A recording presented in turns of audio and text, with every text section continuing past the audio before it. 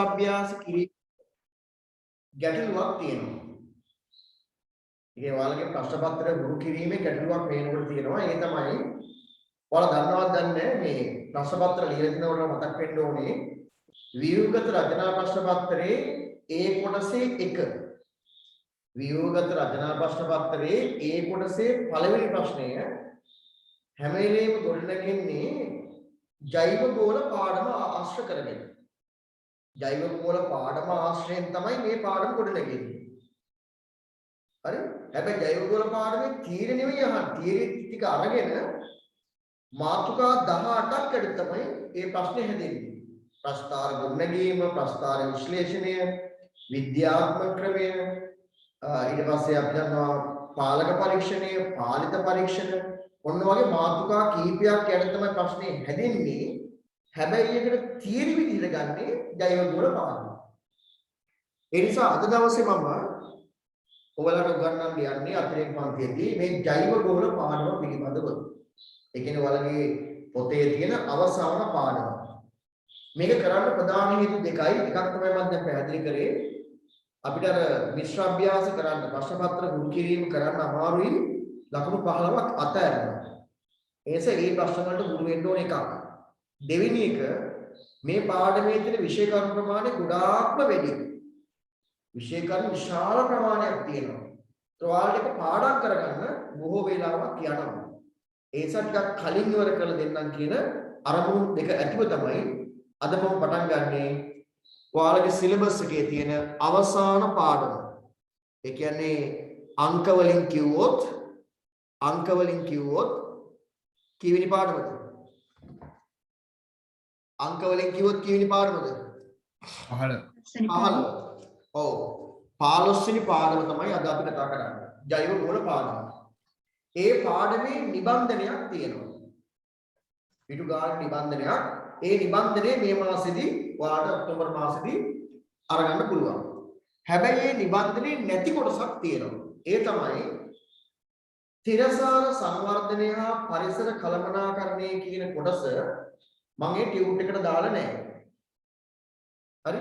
ඒ නිසා අද අපි සාකච්ඡා කරන්නේ මේ ජෛව ගෝල පාඩමේ තියෙනවා තිරසාර සංවර්ධනය හා පරිසර කළමනාකරණය කියන මාතෘකාව. ඒ සම්බන්ධව තමයි අද දවසේ අපි සාකච්ඡා කරන්නේ. එහෙනම් දරුවනේ ලියන්න මාතෘකාව ජෛව ගෝලය කියලා. මාතෘකාව ලියන්න ජෛව ගෝලය. ඕන ලියන්න ඒකකේ 15 මාතෘකාව ජෛව ගෝලය. හරි ජෛව ගෝලය. ඒ ජෛව ගෝල පාඩමේ අපි සාකච්ඡා කරන්නේ බෝඩ් එක පේන්නේ නැහැ. බෝඩ් එක පේන්නේ නැද්ද? පුතා බෝඩ් එක පේන්නේ නැද්ද? පේනවා සර්. හරි. එතකොට පාඩමේ නම වෙන්නේ ජෛව ගෝලය. බෝඩ් එක මම ලියලා තිබුණේ නැහැ. ජෛව ගෝලය. හරි. මේක 15 වෙනි යුනිට් එක අපේ. අවසාන යුනිට් එක. හරි. ඊයට අපි සාකච්ඡා කරන්නේ තිරසාර සංවර්ධනය හා පරිසර කළමනාකරණය. කියන අනුමාතුකාව මේක ඒකේ මාතෘකාව මේ ප්‍රධාන මාතෘකාව තිරසාර සංවර්ධනය හා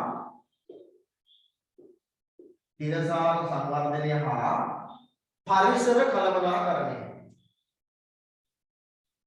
තිරසාර සංවර්ධනය හා පරිසර කළමනාකරණය. හොඳට මතක තියාගන්න අනිවාර්ය ප්‍රශ්නයක් ලකුණු 15ක් තිරසාර සංවර්ධනය හා පරිසර කළමනාකරණය. තිරසාර සංවර්ධනය හා පරිසර කළමනාකරණය. මේක මේ එන්නත් පුළුවන් නොඑන්නත් පුළුවන් එකක් නෙවෙයි. අනිවාර්යෙන් ලකුණු 15ක්. මේ ජෛව ගෝල පාඩමේ නියත වශයෙන්ම ලකුණු 15ක් තියෙනවා.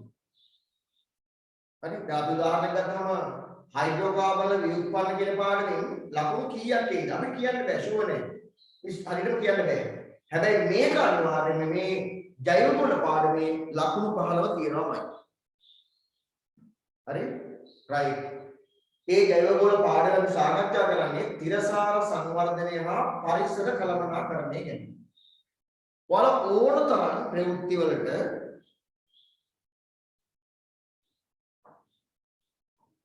හරි ඕනතරම් ප්‍රවෘත්ති වලට අහලා ඇති තිරසාර සංවර්ධනය සඳහා මෙන්න මේ වගේ ක්‍රියාමාර්ග ගන්නවා, මේ වගේ සම්මන්ත්‍රණ කරත්නවා, මේ වගේ ඒවට වැඩමුළු වලට අපේ පාලකයෝ සහභාගී වෙනවා, ඒ ගිහිල්ලා ඇවිල්ලා කතා පවත්වනවා, මෙහෙ ඇවිල්ලා කතා පවත්වනවා. මොකක්ද මේ තිරසාර සංවර්ධනය කියන්නේ?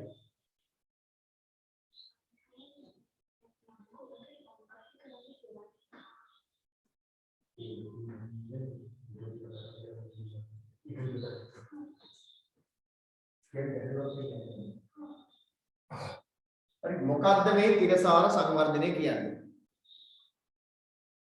උදා අදාරන්න. තිරසාර සංවර්ධනය කිය මොන වගේ අදහසක්ද ඔබ ඔළුවට එන්නේ? ස්ථිර හොඳයි. හොඳයි ඒ වචනේ. තිරසාර කියන්නේ ස්ථිර. තිරසාර කියන්නේ ස්ථිර. දැන් ස්ථිර අධිෂ්ඨානයක්, තිරසාර අධිෂ්ඨානයක්. අපි දැස්ස වචනේ හොඳයි. අපි තිරසාර සංවර්ධනය කියන්නේ මොකද්ද? ස්ථිර සංවර්ධනයක්ද? ස්ථිර සංවර්ධනයක්ද කියන්නේ? right. දැන් පුතා මෙන්න මෙහෙමයි වෙන්නේ. දැන් අපි හිතමු මෙන්න මේ තියෙන්නේ වනාන්තරයක් කියලා. වනාන්තරයක් මේ තියෙන්නේ.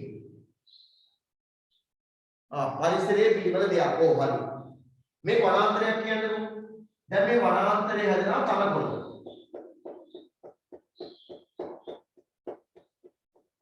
තනකොළ හැදෙන ඇන්දන්සක් වේගින් නෙවෙයි හරි සද්දේ කරගන්නවා.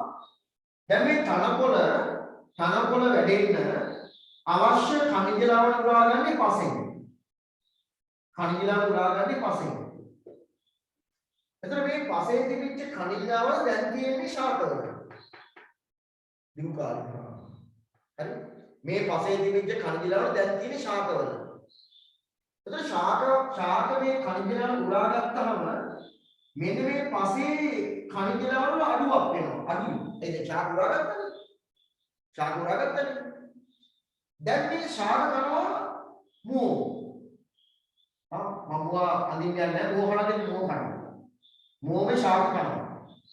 එතකොට අර පසේ තිබිච්ච khනිජ ලවණ දැන් ශාක වලට ගිහිල්ලා ශාක මෝ කරනකොට අන්නේ ශාක වලින් ඒ khනිජ ලවණ මෝන්ට යනවා. මෝගෙට යනවා. දැන් මෝවා කිසියම් කාලයක් ජීවත් වෙලා මැරෙනවනේ. ඒ මැරෙන්නේ මේ පරිසරයේනේ. ඒ khනිජ ලවණ ටික ආපහු ඒ පසට ලැබෙනවා. පරිසරය තුල්ලිතාවයක් තියනවද? තුල්ලිතාවයක් නැද්ද?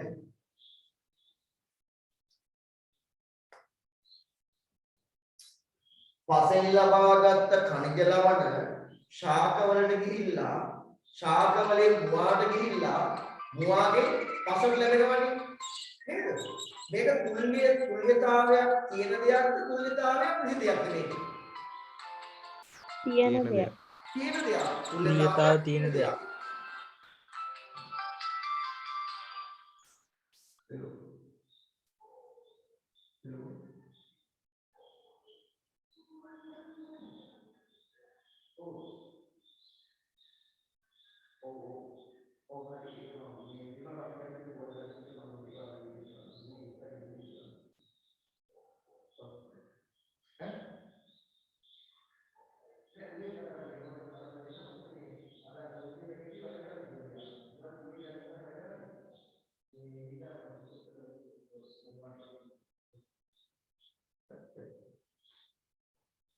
හරි එතකොට මේක තුල්ලිතාවයක් තියෙන දෙයක්. පැහැදිලිද? දැන් බලන්න පුතා අපිට මෙහෙම කියනවා. අපේ බුද්ධිමත් මිනිසා මේ මුව මාගෙන ගෙදර ගෙනියනවා. පස්ති ගෙදර ගෙනියනවා. දැන් අර පසේ තිබිච්ච khනිජ ලවණ ටික දැන් තියෙන්නේ කොහෙද?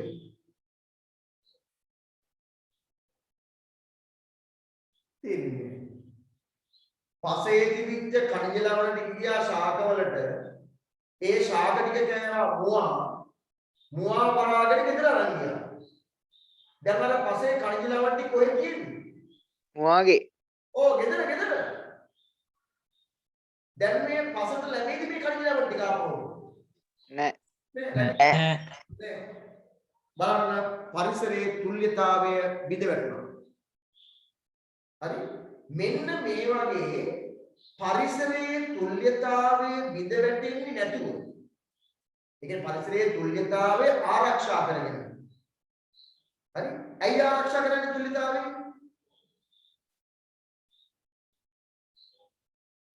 කවුරු සඳහාද මේ පරිසරයේ තුල්‍යතාවය ආරක්ෂා කරන්නේ? පරිසරයේ පැවැත්ම පරිසරයේ පැවැත්ම සඳහා. එතන මේ පරිසරයේ ස්වභාවික සම්පත් අපි පාවිච්චි කරන්න ඕනද එපාද? ඕන. කාට හරි පුළුවන්ද කියන්න මම ඊට පස්සේ මේ පරිසරයේ තුල්‍යතාවය ආරක්ෂා කිරීම සඳහා මේ පරිසරයේ තියෙන දස්කොළන් වල තියෙන ආහාර අනුභව කරන්නේ නැතුව ඉන්නවයි කියලා ඒක මොඩ කතාවක් නේද? අපි පරිසරය ආරක්ෂා කරන්න ඕන. තුල්‍යතාවය ආරක්ෂා කරන්න ඕන. ඒ සම්පත් පාවිච්චි කරන්න ඕන. හැබැයි ඒක පාවිච්චි කරන්න ඕන පුතේ නැනවත්ව පාවිච්චි කරලා ඇයි දරුවනේ මේවා ආරක්ෂා කරන්නේ? කවුරු සඳහාද මේවා ආරක්ෂා කරන්නේ? අනාගත පරපුර සඳහා. මෙන්න මේ විදිහට දරුවනේ පරිසරයේ තුල්‍යතාවය ආරක්ෂා කරමින් කවුරු සඳහාද? අනාගත පරපුරට භාවිතා කළ හැකි පරිදි ස්වභාවික සම්පත් නැනවත්ව භාවිතා කරනවා නම් අන්න ඒකට අපි කියනවා තිරසාර සංවර්ධනය කියලා. දැන් අපි කල්පනා කරමු අපේ රටේ එහෙම එකක් තියෙනවද කියලා. අපේ රටේ වැලිගොඩ දාන්න නම් බලන්නකෝ. ස්වභාවික සම්පත් පරිභෝජනය කරනවා නැනවත්වද නෑ. එතකොට අනාගත පරම්පරාවට කොහොමේ ස්වභාවික සම්පත් ඒව නැති වෙනවා. පරිසරයේ තුලිතාව බිඳ වැටෙනවා. ඒ නිසා අපි ලෝකයේ තුල අනාගත පරම්පරාවට මේ සම්පත් ඉතිරි කරන්න නම් මේවා නැනවත්ව භාවිතා කරන්න ඕන. තුල්‍යතාවයේ ආරක්ෂා කරගෙන භාවිත කරන්න ඕන. ඔන්න ඔය අදහසද කියන්නේ තිරසාර සංවර්ධනය කියලා. කෙටියෙන්ම කිව්වොත් පරිසරයේ තුල්‍යතාවය ආරක්ෂා කරන ගමන් ස්වභාවික සම්පත් නැනවත්ව පරිභෝජනය කරනවා. අනාගත පරපුරට භාවිතා කරන්න ඉතිරි කරගෙන මෙන්න මේකට කියනවා තිරසාර සංවර්ධනය කියලා. හරි? පුතා අනුමාතුකාව කියන්න තිරසාර සංවර්ධනය යනු. තිරසාර සංවර්ධනය යනු.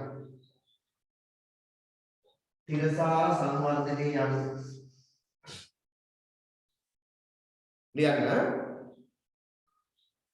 පරිසරයේ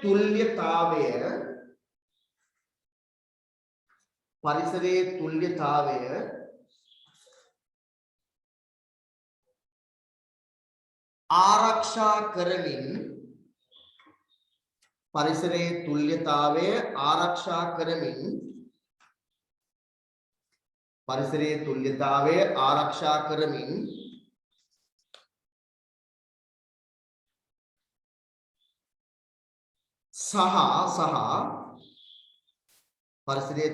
ආරක්ෂා කරමින්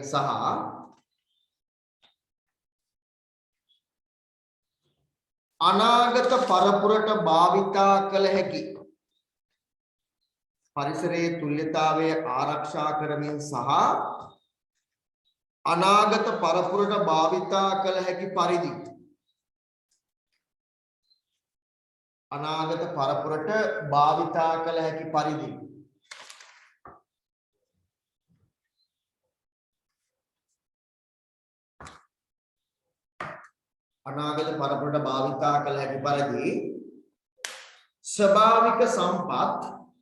ස්වභාවික සම්පත්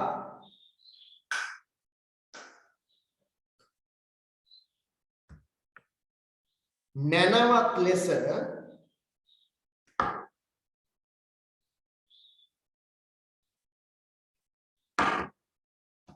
ස්වභාවික සම්පත් නැනවත් ලෙස භාවිතා කිරීම නැනවත් ලෙස භාවිතා කිරීම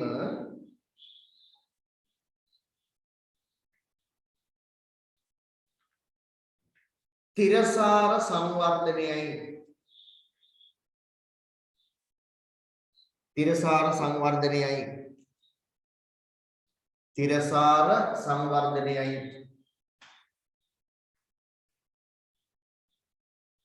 එකපාරක් ඔක කියවන්න එකපාරක් ඔක කියවන්න ତර මෙන්න මේ කාරණා තියෙන්න ඕන තුල්්‍යතාවය ආරක්ෂා කරන කතාව තියෙන්න ඕන අනාගත පරපුරට කියන කෑල්ල තියෙන්න ඕන ස්වභාවික සම්පත් නැනවත් කියන කතාව තියෙන්න ඕන භාවිතා කිරීම කියන කතාව තියෙන්න ඕන තර පරිසරයේ තුල්්‍යතාවය ආරක්ෂා කරන ගමන් අනාගත පරම්පරාව සඳහා මේ ස්වභාවික සම්පත් නැනවත් ලෙස භාවිතා කිරීමේ ක්‍රියාවලියට අපි කියනවා තිරසාර සංවර්ධනය කියලා. මේක අපේ රටට අලුත් දෙයක්ද පැරණි දෙයක්ද තිබුණු දෙයක්ද? තිබුණු දෙයක්. තිබුණු දෙයක් අපි නැති කරගෙන ගොඩක් දේවල් එහෙමනේ අපිට තිබුණා ඒවා අපි නැති කරගත්තා. දැන් ආපහු අතකක හොයනවා තියනවාද කියනවා. වැඩක් නැහැ. හරි ඒවා අපේ තිබුණු දේවල් අපි ආරක්ෂා කරගත්තා නම් වෙන සුද්ධ උගන්නන්න ඕනේ අපිට තිරසාර සංවර්ධනය ගැන.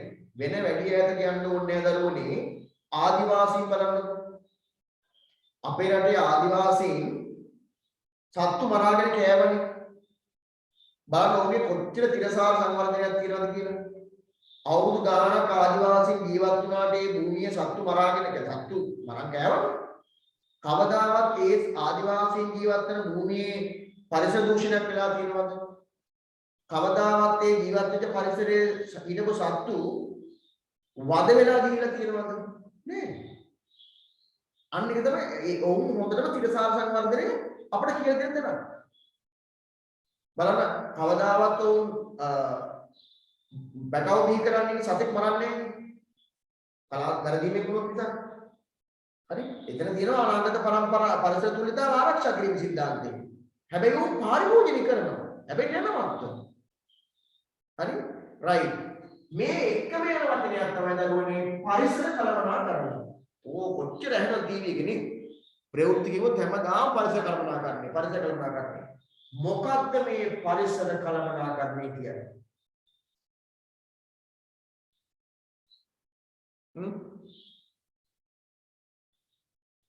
මොකද්ද පරිසර කළමනාකරණය කියන්නේ? හොඳයි වෙලා නේද මම කියන්නම්. මිනිස්සු තමන්ගේ පාරිභෝජනයේට ස්වභාවික සම්පත් භාවිතා කරනවද නැද්ද? භාවිතා කරනවා. භාවිතා කරනවා. බුදුහාමුදුරනේ කොච්චර භාවිතා කරනවද? ගෙවල් දොරවල් හදද්දී, ආහාර පාන පිළියෙල කරද්දී, නේද? කුෂිකාර්මික කාර්යයේදී, කර්මාන්ත කාර්යයේදී කොච්චර ස්වභාවික සම්පත් පාරිභෝජනය කරනවද? එතන පරිසර කළමනාකරණය කියන්නේ ඒ ස්වභාවික සම්පත් පාරිභෝජනය කරන එක නතර කරන එකද? නෑ. නතර කරන එක නෙවෙයි. ඒ මිනිසා තමන්ගේ පාරිභෝජනය සඳහා ස්වභාවික සම්පත් භාවිතා කරනවා. හැබැයි දරුවනේ පරිසරයට හානිදායක නොවන විදිහට. එහෙම නැත්නම් ප්‍රශස්ත මට්ටමක පවත්වා ගැනීම සඳහා ඒකේ පරිසරයට හානිදායක නොවන අයරින් ඒක තියෙන්න ඕන මට්ටමේ පවත්වාගෙන යාම සඳහා සැලසුම් කිරීමට අපි කියනවා පරිසර කළමනාකරණය කියලා. සීමා කරපවතින. සීමා දැන් පුතා මේව නෙවෙයි. දැන් අපිට අපේ වර්ත සීමාව වෙන්නන්න කිව්වොත් දැන් මම දරුවෙක් කියනවා මේ පරිසර සම්පත් සීමාවට පාවිච්චි කිරීම කියලා. හරි. දැන් අපි ගෙදර වත්තේ සීමාව පෙන්නන්න කිව්වොත් අපිට තාප්පේ ගහලා හරි වැට ගහලා හරි පෙන්නන්න පුළුවන්. මම අහනවා ඔයාලගෙන් පරිසර සම්පත් පාරිභෝජනය කිරීමේ සීමාව මොකක්ද? මොකක්ද සීමාව? සීමාවක් කියන්න බෑ නේද? ඒ නිසා අපි හදාගන්න ඕන මෙන්න මෙහෙම එකක්. කොහොම එකක්ද? අපි ස්වභාවික සම්පත් භාවිතා කරනවා. හැබැයි අපි පාවිච්චි කරනකොට ඒක පරිසරයට හානිදායක නොවන අයුරින් භාවිතා කරන්න ඕන. කොහොමද? අර ප්‍රශස්ත මට්ටම තියෙන්න ඕන මට්ටම ආරක්ෂා කරගෙන තමයි මේ වැඩේ කරන්න ඕනේ. අන්න ඒ වැඩේට අපි හදාගන්න සැලසුමට තමයි අපි කියන්නේ පරිසර කළමනාකරණය කියන්නේ. කෙටියෙන් කිව්වොත් මිනිසා තමන්ගේ පාරිභෝජනය සඳහා ස්වභාවික සම්පත් භාවිතා කිරීමේදී පරිසරයට හානිදායක නොවන අයුරින් ප්‍රශස්ත මට්ටමක පවත්වා ගැනීම සඳහා සැලසුම් සකස් කිරීමේ ක්‍රියාවලියට අපි කියනවා පරිසර කළමනාකරණය කියලා.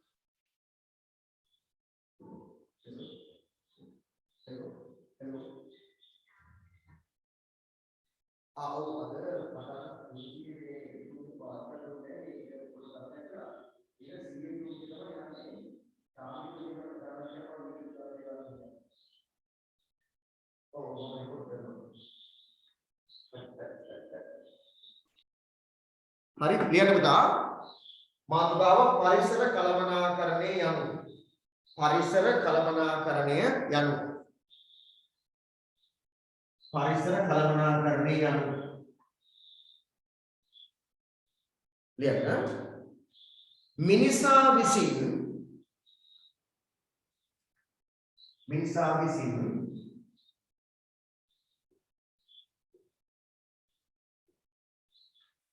මිනිසා විසින්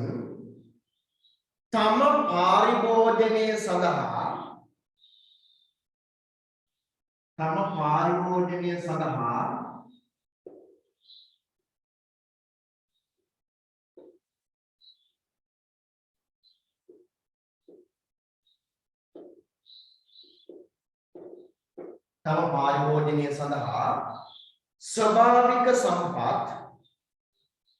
ස්වභාවික සම්පත් මිනිසා විසින් තම පාරිභෝජනය සඳහා ස්වභාවික සම්පත්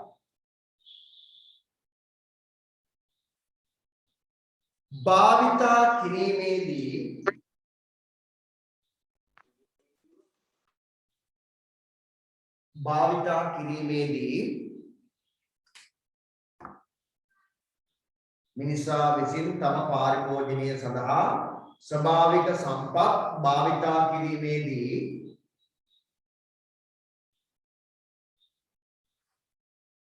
පරිසරයට හානිදායක නොවන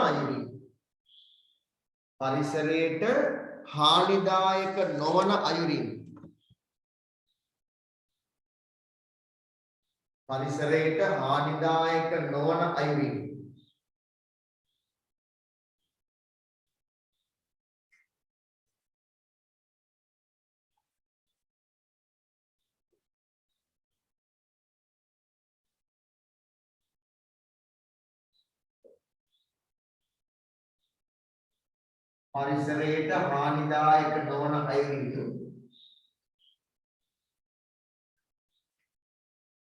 ප්‍රශස්ත මට්ටමක මේවා කියන ප්‍රශස්ත කියලා ප්‍රශස්ත කියන්නේ තියෙන්න ඕන මට්ටම ප්‍රශස්ත මට්ටමක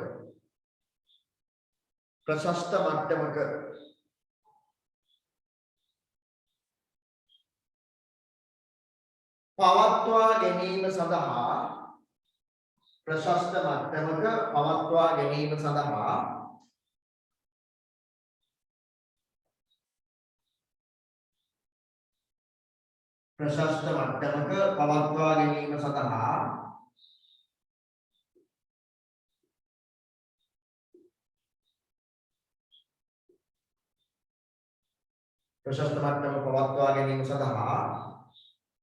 සැලසුම්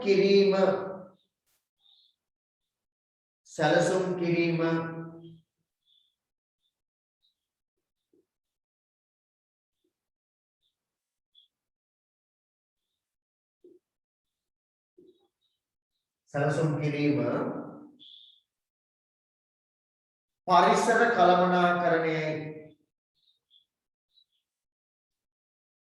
පරිසර කළමනාකරණයයි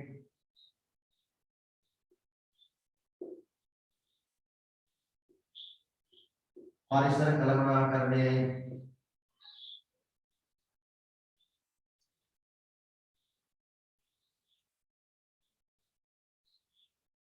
හරි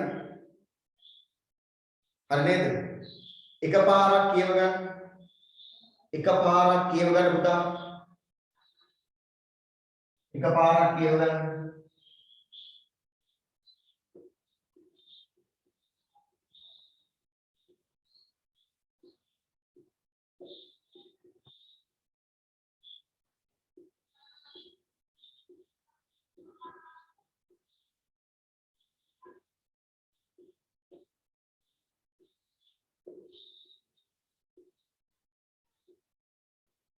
එකපාරක් කියව ගන්න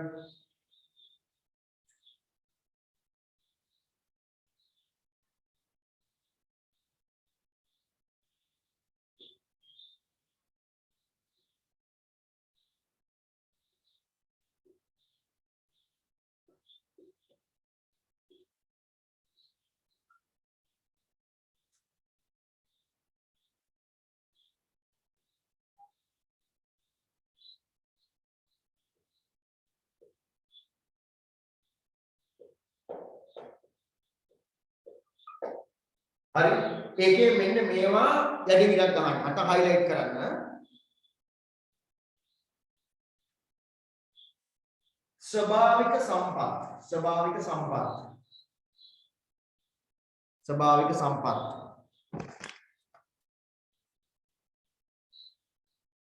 හානිදායක නොවන අයුරින් ඊළඟ ප්‍රශස්ත මට්ටමක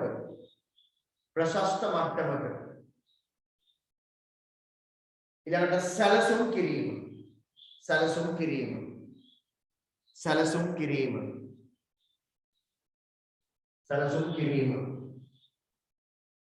හරි රයිට් පුතා දැන් අපි යම් පාරකට දැන් මේක ඔළුවට දාගන්න ඕන හරියට ගැටළු දෙනවා මහන්න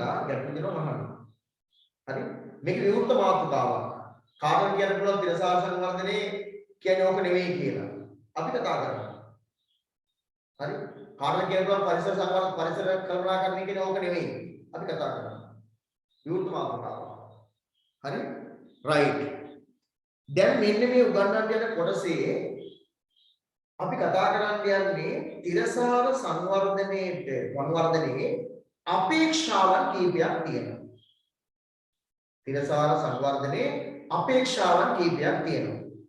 ඇත්තටම දැන් ඔය අපේක්ෂාවන් දැන් මේ උගන්වන්නේවා තියරියක් විදිහට අපේ ආදී මුතුන් මිත්තෝ පොත්වල ලියලා නැහැ.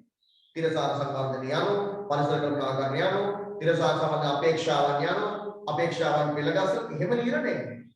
හැබැයි ඕන් නැතිනම් මේ තිරසාර සංවර්ධනයේ අපේක්ෂාවන් සියල්ලම ඉටු වෙලා තියෙනවා. ඒක තමයි අපේ තියෙන ඉතිහාසයේ මුතුන් මිත්තන්ගේ තියෙන සුවිශේෂීභාවය. හරි? තේරුණාද? හරි? ඒ මට තියෙන ඇත්තම දරුවනේ ප්‍රශ්නේ තමයි අපි එන්නේ ඒ මිනිසුන්ගෙන්ද කියන ප්‍රශ්නේ මට තියෙන්නේ. නේද? ඒතකොට මේ තරම් අභිමානයක් තියෙන තිරසාර සංවර්ධන අපේක්ෂාවන් පවා ඉටු කරපු ආදී මුතුන් මිත්තන්ගෙන් අපි එනවා කියන උදාහරණ කියන්නේ. හැබැයි අපිට අපේ ඉන්න අයගේ නේ. ඒ කියන්නේ එක්කෝ ඥාන මොකක් හරි ඥාන අපේ නම් පැත්තට ඥාන පුරුදු වෙලා තියෙනවා. එහෙම නැත්නම් මේ මැදහරිය කොතන හරි ඒ කියන්නේ ආදි මුතුන් මිත්තෝ දැන් ඉන්න කට්ටිය අතර මැදදී අනවශ්‍ය ඥානයක් කලවම් වෙලා තියෙනවා. මොකක් හරි දෙයක් වෙලා තියෙනවා. මේ පුරුද්දක් කරේ මොකක් හරි ලොකු වෙලා තියෙනවා. දැන් මේ තියෙන එකයි ඉස්සර තිබුණ එකයි ගන්නවා. මේ බලන්න අපි බලමු තිරසාර සංවර්ධනයේ තියෙන අපේක්ෂාවන් මොනවද කියන්නේ. තිරසාර සංවර්ධනයේ තියෙන අපේක්ෂාවන් මොනවද? මට බෝඩ් එකේ චුට්ටක් මදි වෙච්ච හින්දා මම කියන එක ඉලක්කම් පිළිවෙලින් මම ලියා ගන්න ඕන. මට මදි වුණා එහෙනම් මම මේ පැත්තට කිව්වා. හොඳට අහගන්න. පළවෙනි අපේක්ෂණය තමයි මම අදහම් කරන තිරසාර සංවර්ධනයේ අපි බලාපොරොත්තු වෙනවා තිරසාර කෘෂිකාර්මික භාවිතයක් සිද්ධ වෙන්න ඕනේ. අපි කරන කෘෂිකාර්මය තිරසාර කෘෂිකාර්මිකයක් වෙන්න ඕනේ. එහෙනම් තිරසාර සංවර්ධනයේ පළවෙනිම අපේක්ෂාවෙන් තමයි සාකච්ඡා කරන්නේ තිරසාර කෘෂිකාර්මික භාවිතයේ පිළිබඳව. පරිසරයේ හානියක් වෙනවයි කියලා පරිසර කළමනාකරණයක් කරගන්න බෑ කියලා අපි කෘෂිකාර්මික අයින් කරන්න බෑ. ඒක කරන්න ඕන කොහොමද? තිරසාර කෘෂිකාර්මියක් විදිහට කරන්නේ. දෙවෙනි එක පරිසර සමතුලිතතාවය සඳහා නැවත වඩවඩා කරන්න ඕන. නැවත වඩවඩා කිරීම. මෙන්න තිරසාර සංවර්ධනයේ දෙවෙනි අපේක්ෂාව යන්නේ මෙන්න මේක මම සාකච්ඡා කරනවා. තිරසාර සංවර්ධනයේ දෙවෙනි අපේක්ෂාව යන්නේ මෙන්න මෙයාවම සාකච්ඡා කරනවා. මොකද්ද? නැවත වඩවඩා කිරීම. තුන්වෙනියට අපි කතා කරනවා අපේ රටේ තියෙන සහ වෙනත් රටවල කීපයකට සාකච්ඡා කරන මෙතනදී පාරම්පරික දැනුම හා තාක්ෂණ භාවිතය පිළිබඳව. මේක නම් කතා කරලා ඉවර කරන්න බෑ අපේ රටේ. හරි? ඒ තරම් පාරම්පරික දැනුමක් හා තාක්ෂණයක් අපිට තිබුණා. අන්නේ තිරසාර සංවර්ධනයේ අපේක්ෂාව තමයි අන්නේ තිබිච්ච පාරම්පරික දැනුම හා තාක්ෂණීය භාවිතය පිළිබඳ අපි සාකච්ඡා කරනවා. තුන්වෙනි මාතෘකාව යන්නේ. තුන්වෙනි අපේක්ෂාව යන්නේ. හතරවෙනි අපේක්ෂාවෙන් අපි සාකච්ඡා කරන්න දරුවනේ මේකට වාරණ ගෙලියවන්නේ ඇති කාබන් පිය සතහන ජල පිය සතහන සහ ආහාර සැතපුම අවම කිරීම කියන තිරසාර අපේක්ෂණේ හතරවෙනි බලාපොරොත්තුව. හතරවෙනි අපේක්ෂාව මොකද්ද? කාබන් පිය සතහන ජල පිය සතහන ආහාර සැතපුම අවම කිරීම. දැන් මගෙන් අහන්න එපා කාබන් පිටරගෙන මොකද්ද කියලා. මම එතනට ආවම කියලා දෙන්න. හරි? පස්වෙනි අපේක්ෂණයක් දැන් කතා කරනවා. මේක අපි හොඳට දැන් බලපාලා තියෙන්නේ කොහොමද තිරසාර සංවර්ධනයේදී අපද්‍රව්‍ය කළමනාකරණය කරන්නේ. අපද්‍රව්‍ය කළමනාකරණය කරන්නේ කොහොමද? 2008 ඉඳන් 2015 ඉඳන් 16 ඉඳන් 2020 දක්වා අඛණ්ඩ මේකේ ප්‍රශ්න ආවා. අපද්‍රව්‍ය කළමනාකරණය කියන්නේ අනෙක් කවුරුන්ක් ආවේ නේ, අනෙක් කවුරු හැම එකෙම ආවා. හරි? ඊළඟට තිරසාර සංවර්ධනයේ ඊළඟ අපේක්ෂාව තමයි 6 වෙනි එක තමයි අපි කතා කරනවා කොහොමද ශක්ති කළමනාකරණය කරන්නේ. දැන් මේක ගැන ඔයාලා හොඳටම දන්නවා. දැන් ලංකාවේ මේ දවස්වල දැවන්ත අරුණියක මුහුණ දීලා තියෙනවා. ශක්ති කළමනාකරණය ශක්ති අවශ්‍යතාව පියවා ගන්න යාමින් ගිහිලා ව්‍යාපෘතියක් ක්‍රියාත්මක කිරීමෙන් ඉඳලා කියලා දෙන ලංකාව ගැටලුවක්. මේ ශක්ති කළමනාකරණය පිළිබඳව. හරි ඒව ඇති වෙන්නේ ඇයි? මෙන්න මේ තිරසාර සංවර්ධනයේ අපේක්ෂාවන් ඉටු නොවීම නිසා. එහෙනම් අපි මේ පාඩමේ කතා කරනවා තිරසාර සංවර්ධනයේ අපේක්ෂාවන් 6ක්. ඕන මම කිව්වා කියලා ලියලා තියාගන්න නියත වශයෙන්ම මේකෙන් එකක් එනවා. මේ කතා කරන 6න් කොටසක් හරි එනවා. හරි? ඔව් වායු දූෂණය නැද්ද කියන්නේ වායු දූෂණයේ මේ ඇතුලේ තියෙනවා. මේ ඇතුලේ තියෙනවා. හරි? එතන පළවෙනි අපේක්ෂාව තමයි තිරසාර කෘෂිකාර්මික භාවිතයක් සිද්ධ වෙන්න ඕන. පරිසර සමතුලිතතාව සඳහා නැවත වඩවගා කිරීම සිද්ධ වෙන්න ඕන. පාරම්පරික දැනුම හා තාක්ෂණය අපි භාවිතා කරන්න ඕන. කාබන් පිය සටහන, ජල පිය සටහන, ආහාර සතුප අවම වෙන්නට ඕනි. අපද්‍රව්‍ය කළමනාකරණයක් සිද්ධ වෙන්නට ඕනි. ශක්ති කළමනාකරණයක් සිද්ධ වෙන්නට ඕනි. මෙන්න මේ කරුණු හය තමයි තිරසාර සංවර්ධනයේ අපේක්ෂාව යන්නේ අපි දැන් අද කතා කරන්න පටන් ගන්න යන්නේ. ලියන්න පුතා තිරසාර සංවර්ධනයේ අපේක්ෂාවන් කියලා මම මේ 6 වෙනි එක මේ පැත්තට ගත්ත ඊට වදින්දා ඔබට පුළුවන් අර පැත්තට දාන්න. මේක ලියන්න. තිරසාර සංවර්ධනයේ අපේක්ෂාවන්. මේ අපේක්ෂාවන් 6 පිළිබඳ වෙන වෙනම සාකච්ඡා කරනවා.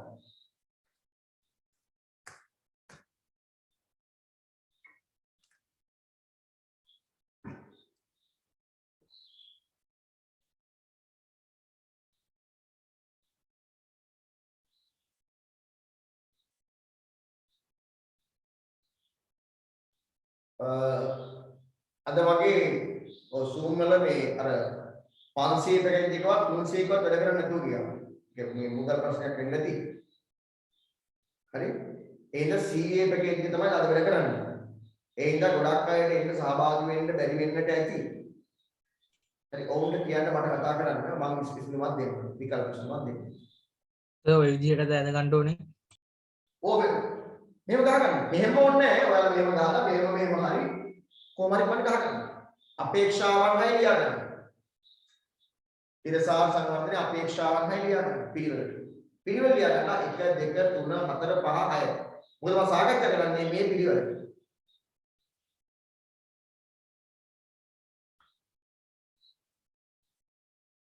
ඒ සහභාගී වෙන්න බැරි වෙච්ච අසාධාරණයක් තියන්නේ නැහැ. අසාධාරණයක් පිට තියන්නේ නැහැ.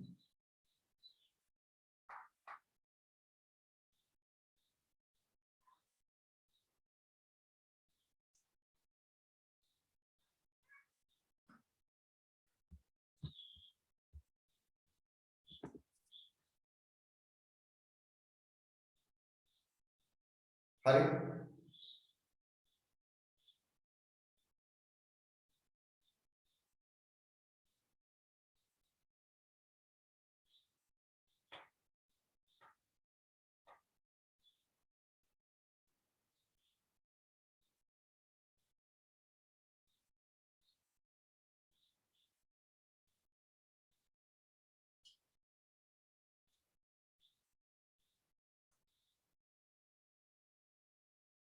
පුතා මැසේජ් එකක් එනවා බෝඩ් එක පේන්නේ නැහැ කියලා. බෝඩ් එක පේන්නේ නැද්ද?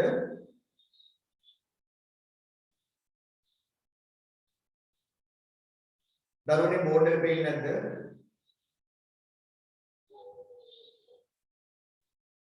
පේනවා සර්. පේනව නේද? පේන්නේ නැත්තම් කියන්න දැන්. ගොඩක් අය බෝඩ් එක පේන්නේ නැත්තම් කියන්නේ ඒක මගේ ප්‍රශ්නයක්. ඒක මම හදා ගන්නවා. හැබැයි දරුවනේ කෙනෙක් දෙන්නෙක්ට බෝඩ් එක පේන්නේ නැත්තම් ඇත්තට මේක මගේ ප්‍රශ්නයක් නෙවෙයි. ඔයාලගේ සිග්නල් වල ප්‍රශ්නයක් හරි මොකක් හරි ඔබේ උපාංග වල හරි මොකක් ප්‍රශ්නයක්.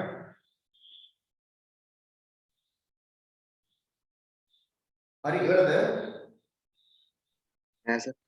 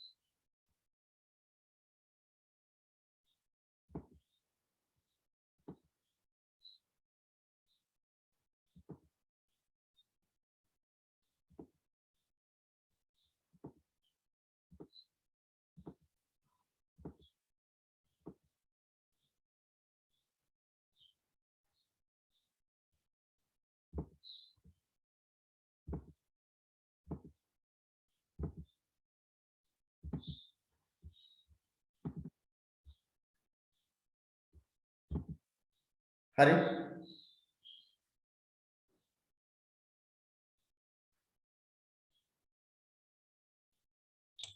නෑ සර් තාම. වෙලා යන වැඩි නේ. පළවෙනි එක තියෙන්නේ තිරසාර කෘෂිකාර්මික භාවිත. දෙක පරිසර සමතුලිතතාවය සඳහා නැවත වනවගා කිරීම. තුන්වෙනි එක පාරම්පරික දැනුම හා තාක්ෂණීය භාවිතය. හතරවෙනි එක කාබන් පිය සටහන. ජල පිය සටහන. ආහාර සැතපුම අවම කිරීම. 5 අපද්‍රව්‍ය කළමනාකරණය. 6 ශක්ති කළමනාකරණය. ඔන්න ඔය කිව්වේ දරුවනේ තිරසාර සංවර්ධනයේ අපේක්ෂාවන් 6ක්. මේ 6 තමයි අපිට 11 පන්තියේදී අධ්‍යයනය කරන්න තියෙන්නේ.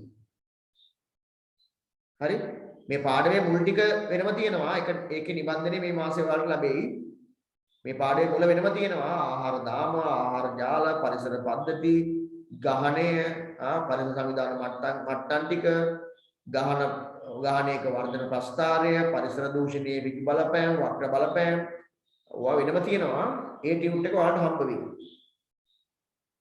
මේ පාඩමේ දෙවෙනි කොටස තමයි මේ කතා කරන්නේ හරිනේ පරිත්‍යාග වැඩේ ලියාගෙන ඉවරද හරි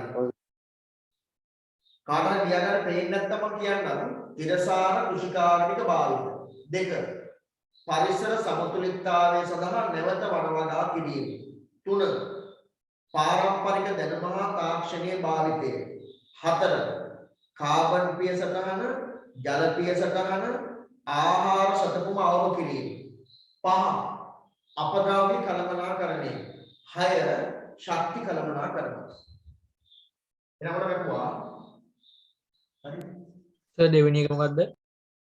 පරිසර සමතුලිතතාවය සඳහා නැවත වනවගා කිරීම පරිසර සමතුලිතතාවය සඳහා නැවත වනවගා කිරීම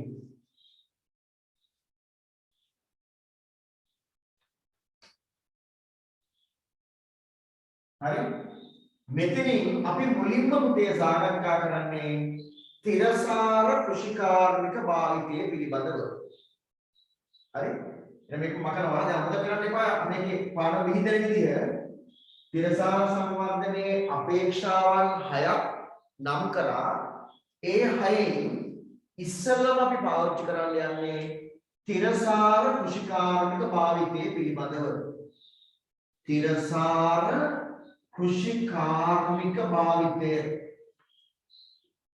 තිරසාර කෘෂිකාර්මික භාවිතය හරි පළවෙනි තිරසාර සංවර්ධනයේ පළවෙනි අපේක්ෂාව තිරසාර කෘෂිකාර්මික භාවිතයක් සිද්ධ වෙන්න ඕනේ. එතකොට දරුවනේ මේ තිරසාර කෘෂිකාර්මික භාවිතයේ යටතේ ඒ තිරසාර කෘෂිකාර්මයක් කරනවා නම් මෙන්න මේ වගේ දෙයක් සිද්ධ වෙන්න ඕන. මොකද්ද? ඒ තිරසාර කෘෂිකාර්මයේදී ඒක වගාව වෙනුවට බහුභෝග වගාව සිද්ධ වෙන්න ඕන. ඒක වගාව වෙනුවට බහුභෝග වගාව සිද්ධ වෙන්න ඕන. ඒ කියන්නේ තිරසාර කෘෂිකාර්මික භාවිතයේ යටතේ අපි වගා කරනවා නම් ඒක එක වගාවක් නෙවෙයි බහුභෝග වගාවක් වෙන්න ඕන. දෙවෙනි එක ඒ කරන භෝග වගාවේ පරිබෝධකයෝ පාලනය කරන්න ජෛව පරිබෝධ පාලනයක් සිද්ධ වෙන්න ඕන. ජෛව පරිබෝධ පාලනයක් සිද්ධ වෙන්න ඕන. පරිබෝධ පාලනයක් තියෙන්න ඕන.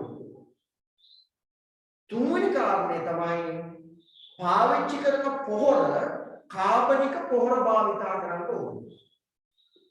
තිරසාර කෘෂිකාර්මික භාවිතයේදී කාබනික පොහොර භාවිතය සිද්ධ වෙන්න ඕන. කාබනික පොහොර භාවිතය සිද්ධ වෙන්න ඕන. හතරවෙනි කාරණය අයෝචනය. මෙන්න කරුණු තුන. තිරසාර කෘෂිකාර්මික භාවිතයක් යටතේ අපි කෘෂිකාර්මික කටයුතු කරනවා නම් දරුවනේ ඒක මොනවා වෙන්න ඕනද? ඒක වගාව වෙනුවට බහුභෝග වගාව සිද්ධ වෙන්න ඕන. ඊළඟ පරිබෝධකයන් පාලනය කරන්න ජෛව පරිබෝධ පාලනය යොදා ගන්න ඕන. තුන්වෙනි කාරණය තමයි මේ කෘෂිකර්මය සඳහා කාබනික පොහොර භාවිතා කරන්න ඕන. මෙන්න තිරසාර කෘෂිකාර්මික භාවිතයේ ප්‍රධාන අංග තුන.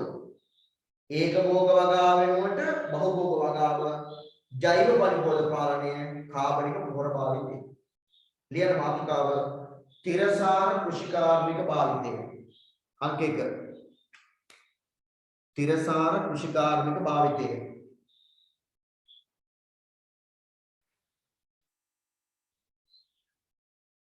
ලියලා මේ මීතර ගහලා ලියගන්න. 1 ඒක වගාව වෙනුවට බහුභෝග වගාව.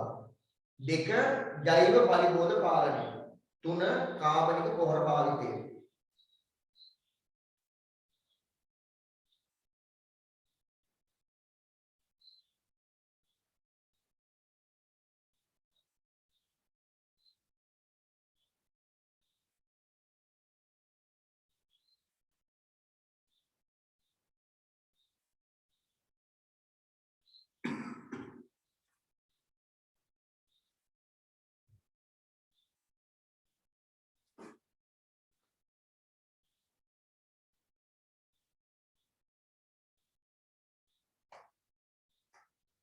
ඔන්න මේ මාසේ ඉඳන් අපි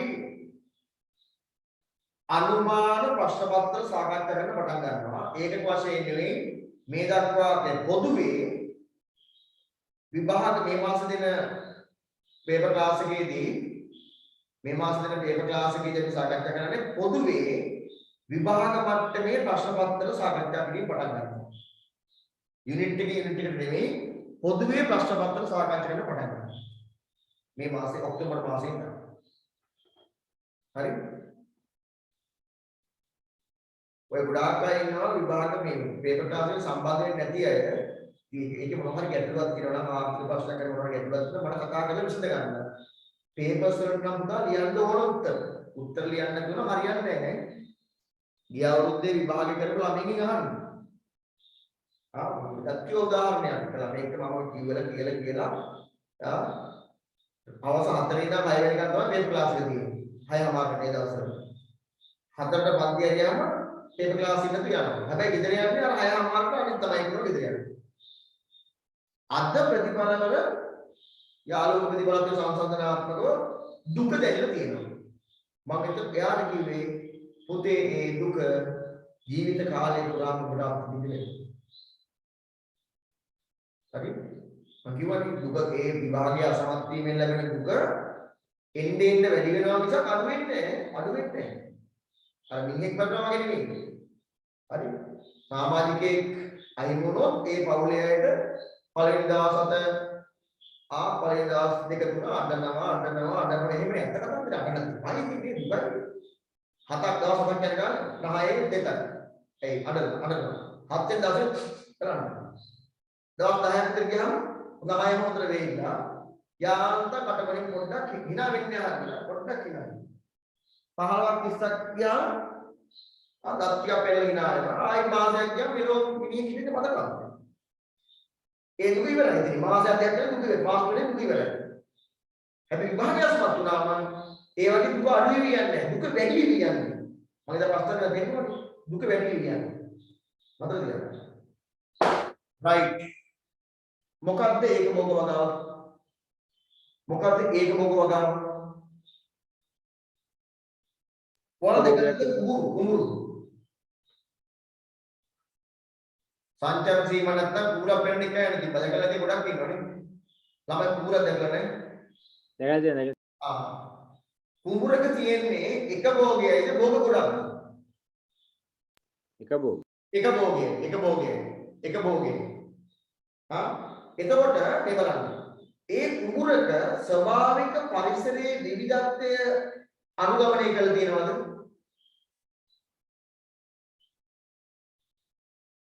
දැන් ළමයි සිංහරාජ වනාන්තරය ගන්නකො. සිංහරාජ වනාන්තරයේ තියෙන එක ශාක වර්ගයක් තියෙන්නේ නෑ. විශාල ශාක විවිධත්වයක් තියෙනවනේ. ඒ වගේ ස්වභාවික පරිසරයේ තියෙන විවිධත්වය අනුකරණය කරමින්ද කුඹුර හදලා තියෙන්නේ නෑ. ඒකේ තියෙන එක භෝගය. එතකොට දරුවනේ තිරසාර කෘෂිකර්මයේදී කියනවා ඒක හරියන්නේ නැහැ. ඒක භෝග වගාව එපා කරනවා. ඒක නෙවෙයි කරන්න ඕන. මොකද්ද?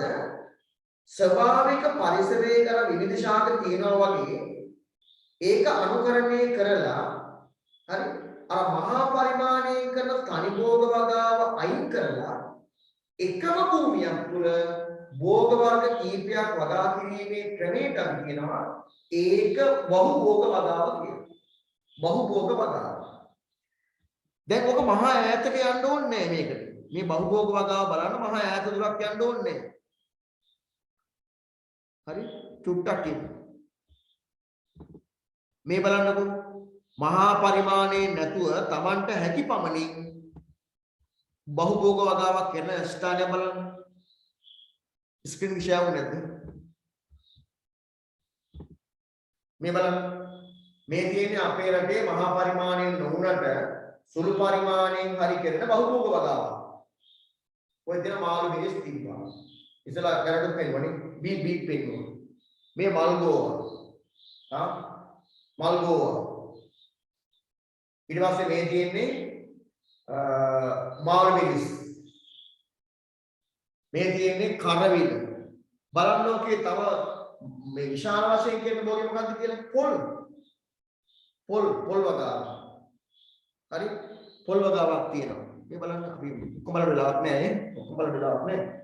හරි? මේ තවත් භෝගයක්. හරි? ඒ ගොවි මහත්තයා. හරි? මේ නිවිති වගේ ශාකනේ ගෝවා. මේ බලන්න. නෝකෝල්. හරි?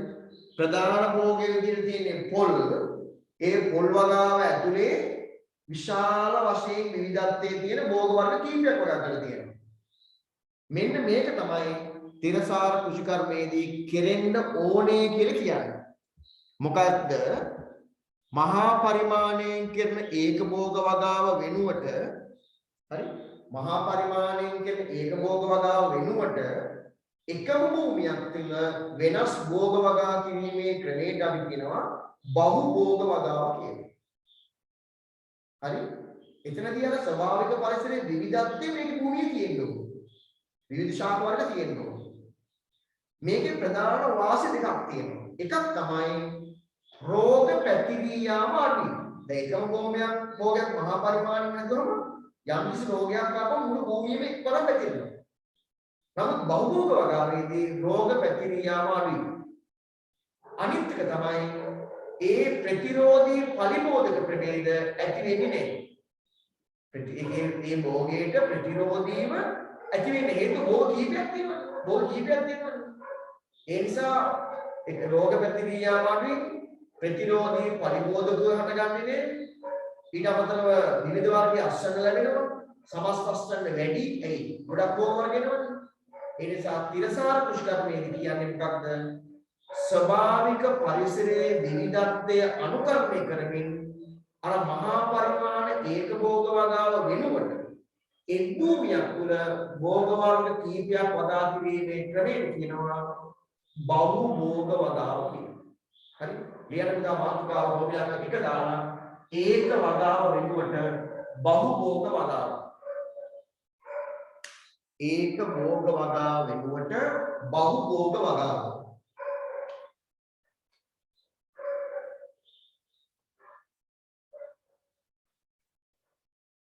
ශස්‍ය මාරු ක්‍රමයේ නෙවෙයි මේක. නෑ.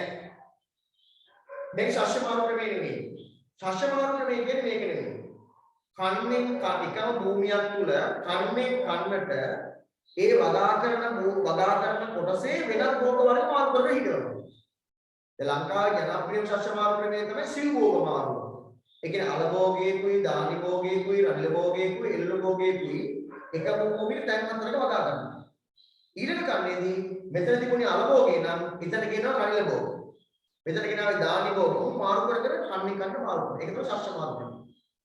ඒකත් තිරසාර සංවර්ධනයේදී හොඳයි කියලා තමයි කියන්නේ. හරි?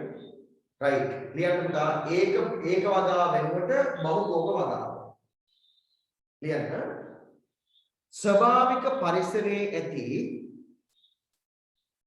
ස්වභාවික පරිසරයේ ඇති විවිධත්වය අනුකරණය කරමින් ස්වභාවික පරිසරයේ ඇති විවිධත්වය අනුකරණය කරමින්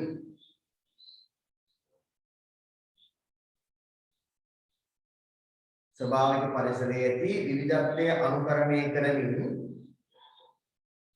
මහා පරිමාණයෙන්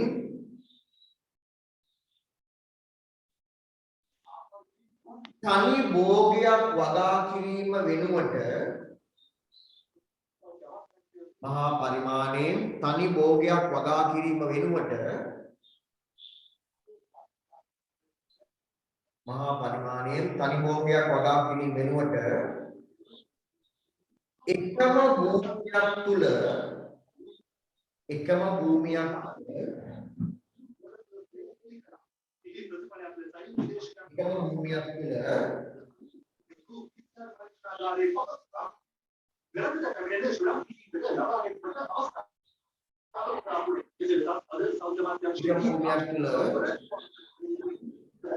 වෙනස් භෝග වර්ග වගා කිරීම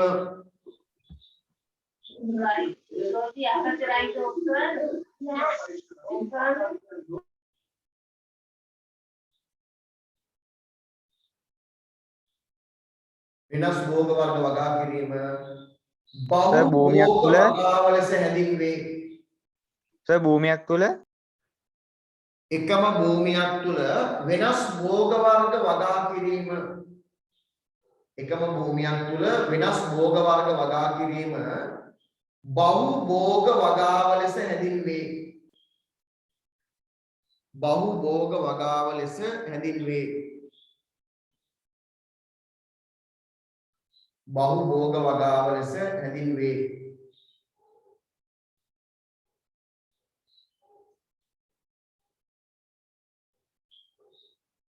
හරි. ස්වභාවික පරිසරයක ඇති විවිධත්වය අනුකරණය කරමින් මහා පරිමාණයෙන් තනි භෝග වගා කිරීම වෙනුවට එකම භූමියක් තුල වෙනස් භෝග වර්ග වගා කිරීම බහු භෝග වගාව ලෙස හැඳින්වේ. පුතා අලුත් ඡේදයක ලියන්න බහු භෝග වගාවේ වාසි. බහු භෝග වගාවේ වාසි. බහු භෝග වගාවේ වාසි. බහු භෝග වගාවේ වාසි. ලියන්න තරුදාල පළවෙනි තරුදාල ලියන්න. රෝග පැතිරී යාම අඩුය. රෝග පැතිරී යාම අඩුය. රෝග පැතිරී යාම අඩුය.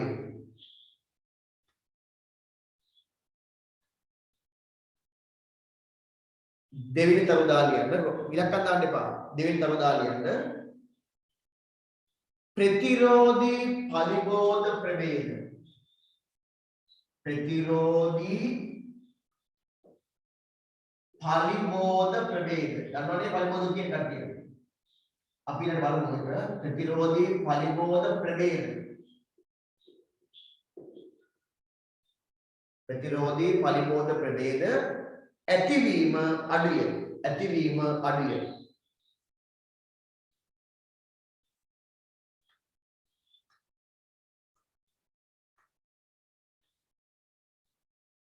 හරි. ප්‍රතිරෝධී පරිබෝධ ප්‍රභේද ඇතිවීම අඩුයි. ඒතකොට අපි කතා කරේ තිරසාර සංවර්ධනයේ පළවෙනි අපේක්ෂාව යටතේ තිරසාර කුෂිකාර්මික භාවිතය ඒ තිරසාර කුෂිකාර්මික භාවිතයක් කරගන්න අපි කරන්න ඕන මොන භෝග වගාවද? බහු භෝග වගාව ගැන. ඊළඟට තිරසාර කුෂිකාර්මික භාවිතයක් නම් එතන ජෛව පරිබෝධ පාලනයක් සිද්ධ වෙන්න ඕන. අපි ඉස්සෙල්ලා බලමු කවුද මේ පරිබෝධකයෝ කියන්නේ? කවුද පුතා පරිබෝධකයෝ කියන්නේ? අටේ තමයි පරිබෝධකයෝ කියන්නේ උගන්වන්නේ ඉස්සෙල්ලා. කවුද පරිබෝධකයෝ කියන්නේ?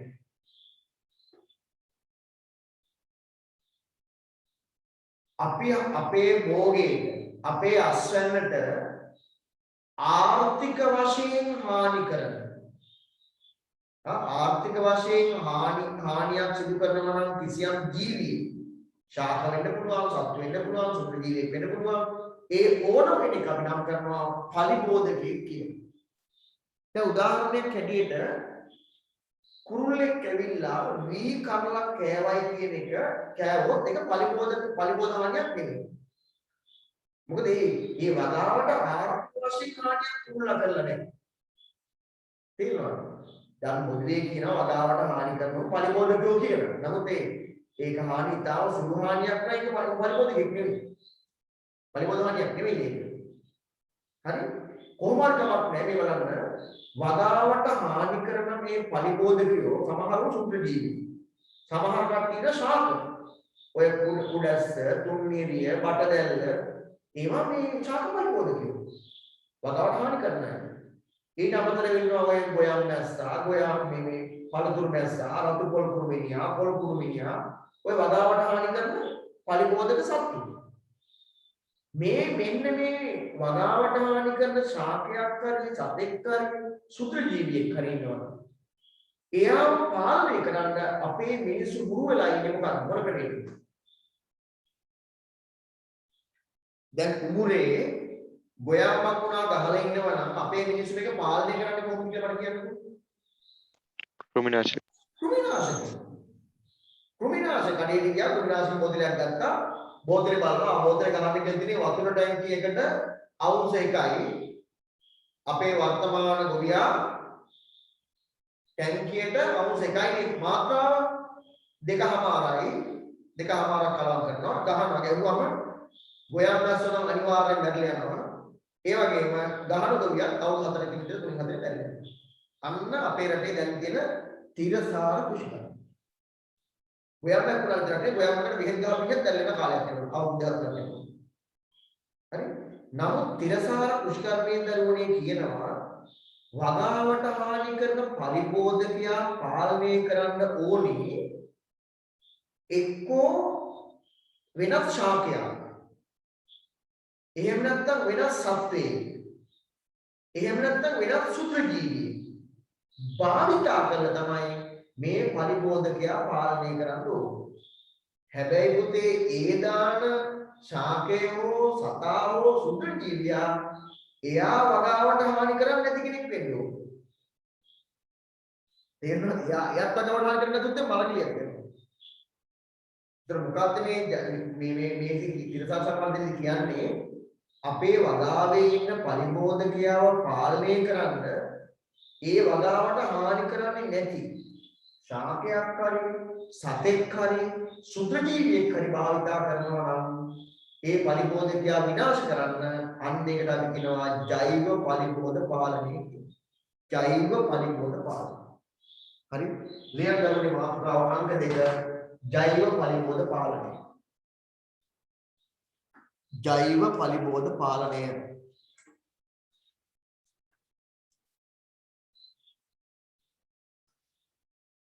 ජෛව පරිබෝධ පාලනය. එයට ලියන්න වගාවට හානි නොකරන වගාවට හානි නොකරන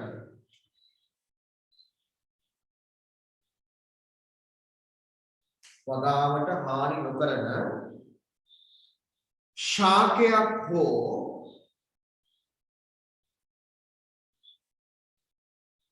සත්වයක් හෝ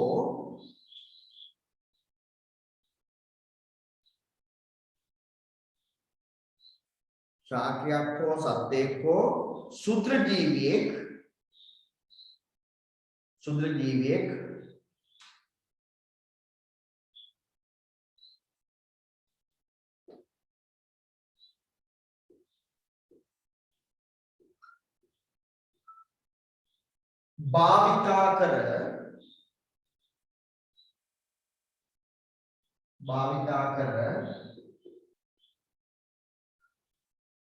භාවිතා කර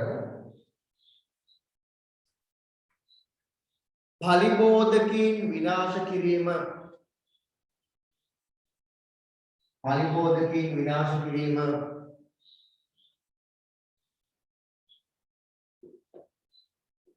සායකෙන්ද විනාශ මොකද කොහොම කියලා ආයි කියලා නේද විනාශ කිරීම ජෛව පරිබෝධ පාලනයයි.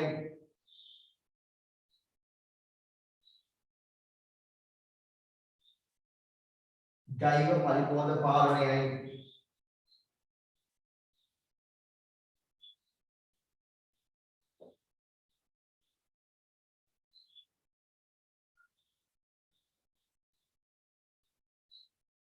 ජෛව පරිබෝධ පාලනයයි. හරි බලන්න හරිද කියලා අපව වගාවට හානි කරන වගාවට හානි නොකරන ශාකයක් සත්වයක් ශුද්‍ර ජීවියෙක් වගාවට හානි නොකරන ශාකයක් හෝ සත්වයක් හෝ ශුද්‍ර ජීවියෙක් භාවිතා කර පරිබෝධකයන් විනාශ කිරීම ජෛව පරිබෝධ පාලනයයි ජෛව පරිබෝධ පාලනයයි හරි හරි නේද හරිද පුතා කෘමිනාශකයන්ගේ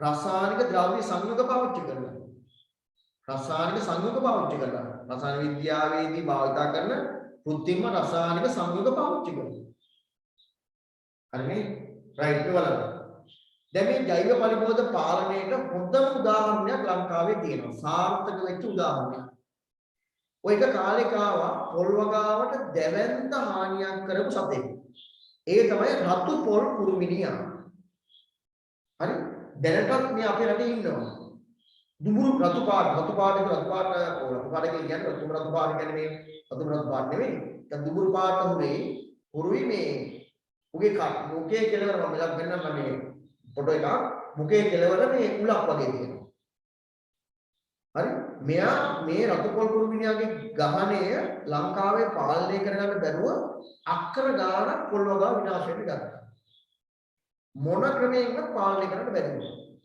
අවසානයේ පොල් කොළ කුහර කුරුමිනියා කියන සතාව ගෙනල්ලා පොල් වගාවට දැම්මා මේ පොල් කොළ කුහර කුරුමිනියා කියන සතා රතු පොල් කුරුමිනියාගේ කීටයාම තමයි පිටර දාන්නේ පොල් කොළ කුහර කුරුමිනියා කියන්නේ ප්‍රමුඛීකා කුමින්ඩියුගේ නම පොල් කොළ කුහර කුරුමිනියා ඒ පොල් කොළ කුහර කුරුමිනියා කියන සතා පිටර දාන්නේ රතු පොල් කුරුමිනියාගේ කීටයාම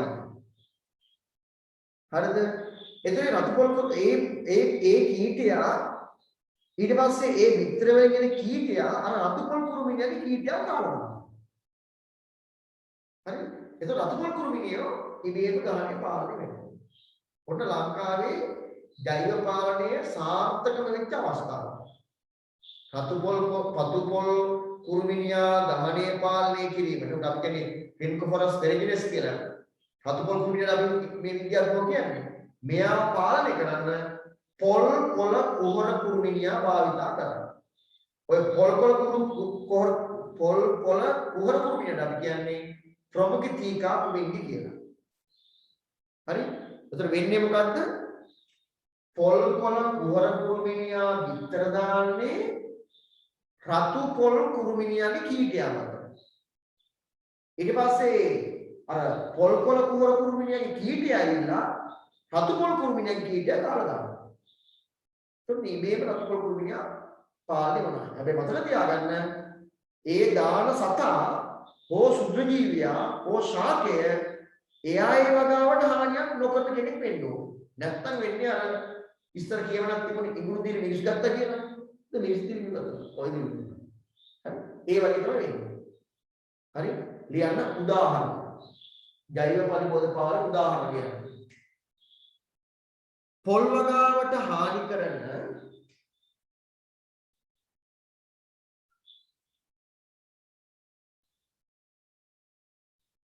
පොල් වගාවට හානි කරන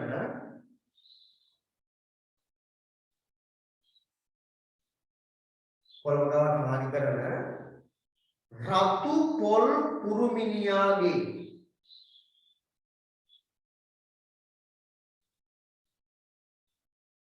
රතු පොල් කුරුමිනියාගේ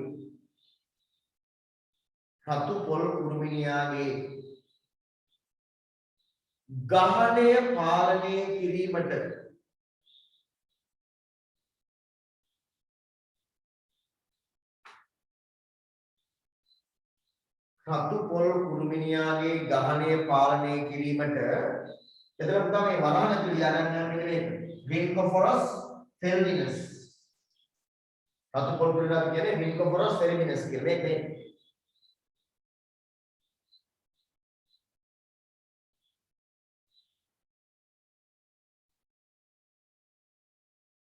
මේක rincophorus ferruginous.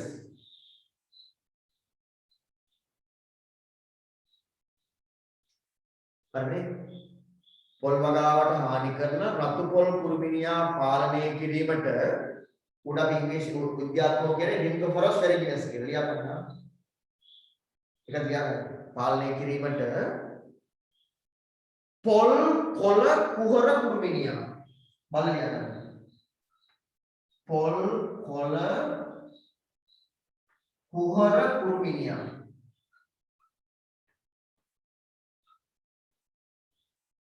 පොල් කොළ කුහර කුරුමිනියා වරහක ලියන ප්‍රමුඛිතිකා කුමින්දි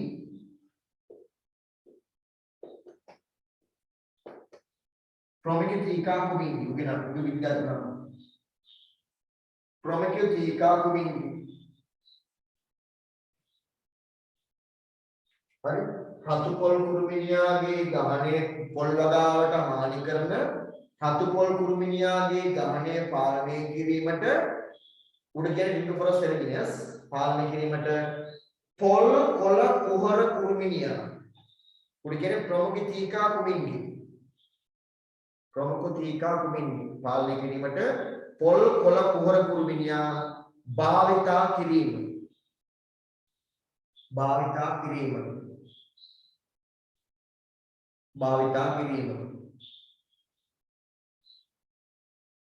හරි මෙහිදී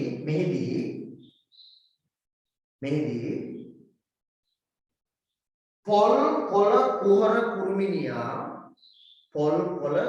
කුරුමිනියා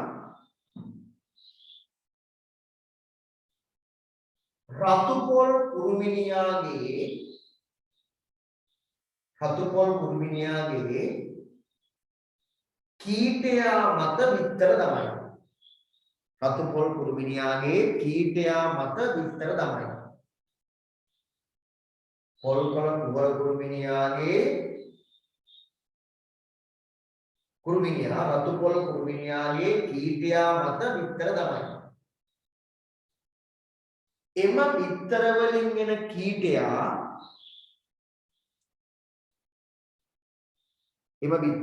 කීටයා රතු පොල් කුරුමිනියා කාදමයි. රතු පොල් කුරුමිනියාගේ කීටයන් කාදමයි. එම විතර වලින් එන කීටයා රතු පොල් කුරුමිනියාගේ කීටයන් කාදමයි.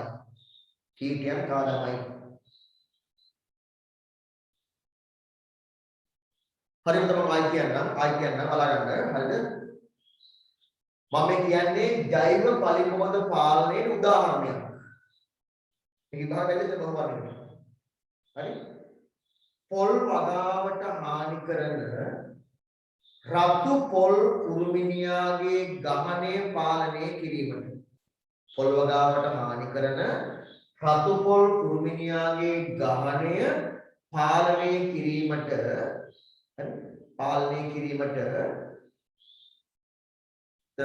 අතුරු අපි රතු පොල් කුරුමිනියට මොකද්ද කියන්නේ?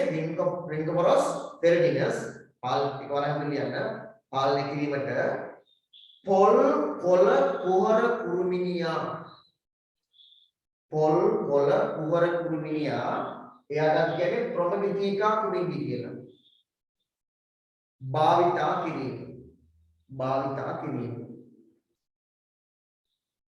මෙහිදී පොල් කොළ කුහර කුරුමිනියා රතු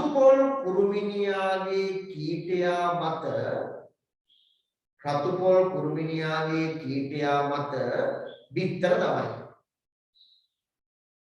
රතු පොල් කුරුමිනියාගේ කීටයා මත විතර තමයි.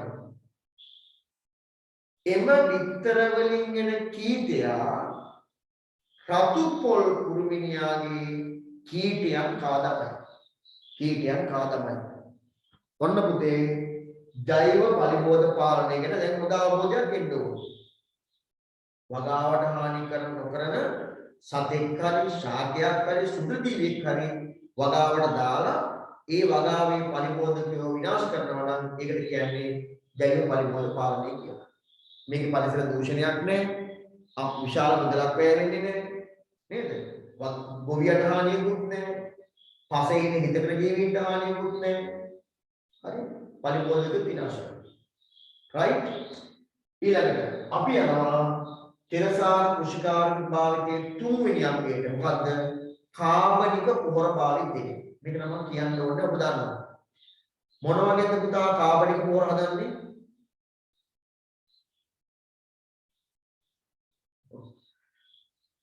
මොන වගේද කාබනික පොහොර හදන්නේ? ස්වාභාවික ද්‍රව්‍ය. මොනවද ද්‍රව්‍ය දේවල් කියන්නේ? ද්‍රව්‍ය දේවල් කියන්නේ? ශාක කොට ශාක කොටස් අනිත් එක සත්ත්ව කොටස්. ඔව්. ශාක කොටස් සහ සත්ත්ව කොටස්. මේ ශාක කොටස් වල හා සත්ත්ව කොටස් වල තියෙනවා සංකීර්ණ කාබනික සංයෝග. ඒ සංකීර්ණ කාබනික සංයෝග සරල කාබනික සංයෝග බවට පත් කරන පරිසරයේ හිතකාමීව නිපදවන පොහොර වලට අපි කියනවා කාබනික පොහොර කියලා. දැන් දැක්කනේ නේද? දැන් බොහෝ කාලේ කොච්චර ලංකාවේ වැඩි අරුදියක් තිබ්බා නේද? දැනුත් අරුදිය තියෙනවා. ඒ කියන්නේ කොවේ ඉල්ලනවා මේ කාබනික පොහොර නෙවෙයි රසායනික පොහොර ඉල්ලනවා. හරි ඉතින් දෙපැත්තක් තියෙනවා නේද? හරි කාබනික පොහොර නෙවෙයි ඉල්ලන්නේ රසායනික පොහොර ඉල්ලන්නේ.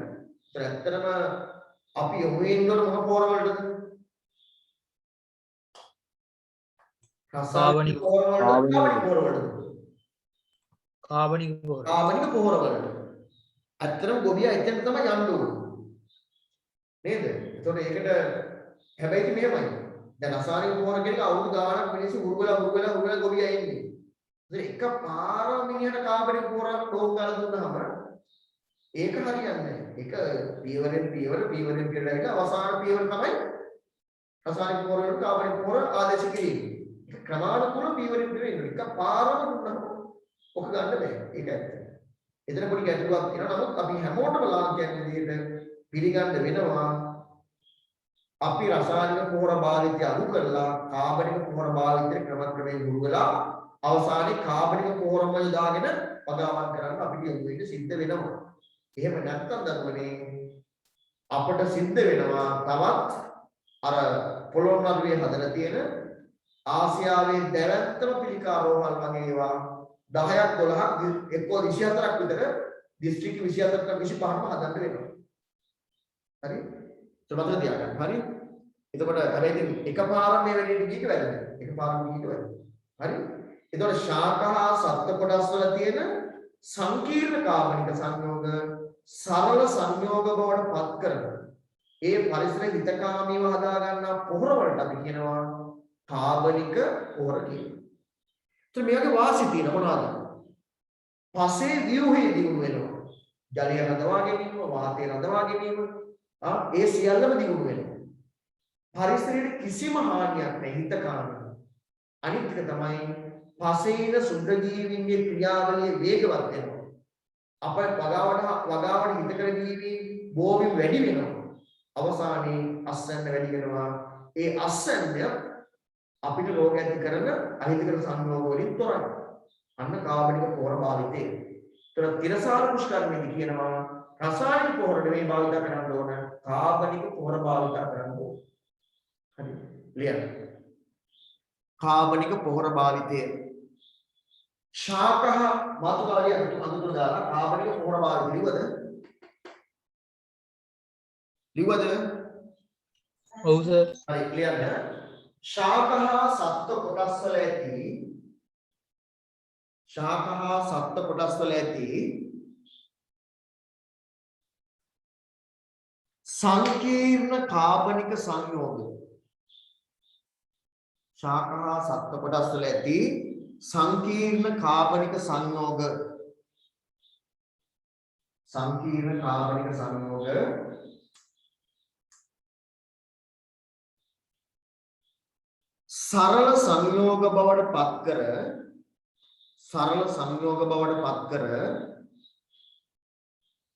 සරල සංයෝග බවට පත් කර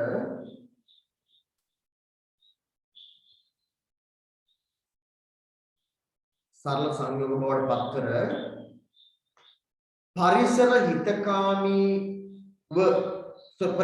පරිසර හිතකාමීව පරිසර හිතකාමී පොහොර පරිසර හිතකාමී පොහොර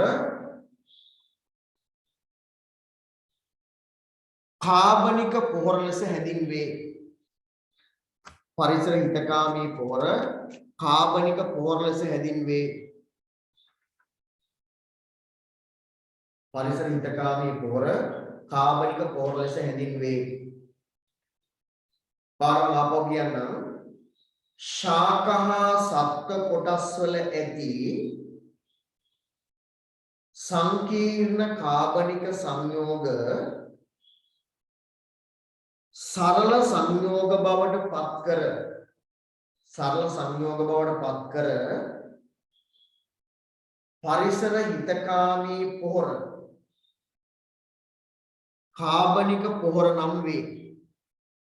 කාබනික පොහොර නම් වේ. හරි අලුත් ඡේදයක ලියන්න කාබනික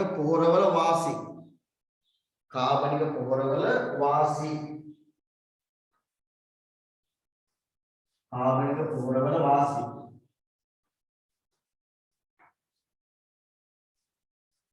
තවදාල් බලන්න ලියන්න පසේ ව්‍යුහයේ දියුණු වේ.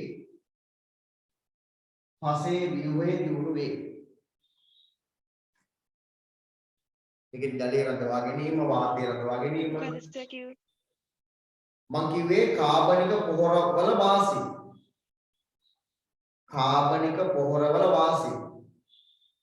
ඒ අර්ථයේ පළවෙනි එක ලියන්න පසේ ව්‍යුහයේ දියුණු වේ.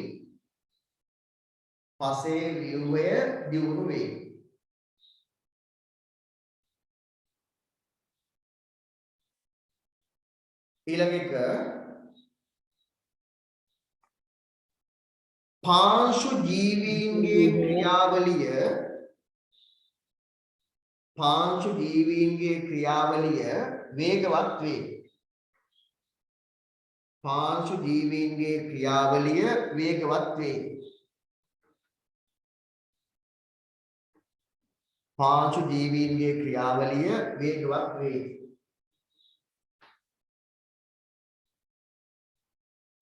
පාංශු ජීවීන්ගේ ක්‍රියාවලිය වේගවත් වේ.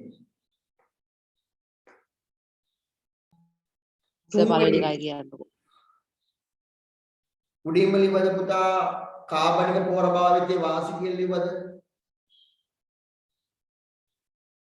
ඔව් සර්. ඒ අර්ථයෙන් පළවෙනි කරුණ දාලා ලියන්න පසේ ව්‍යුහයේ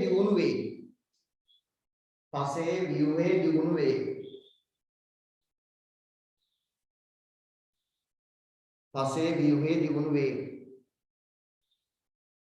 දෙවෙනි එක පසේ සුත්‍ර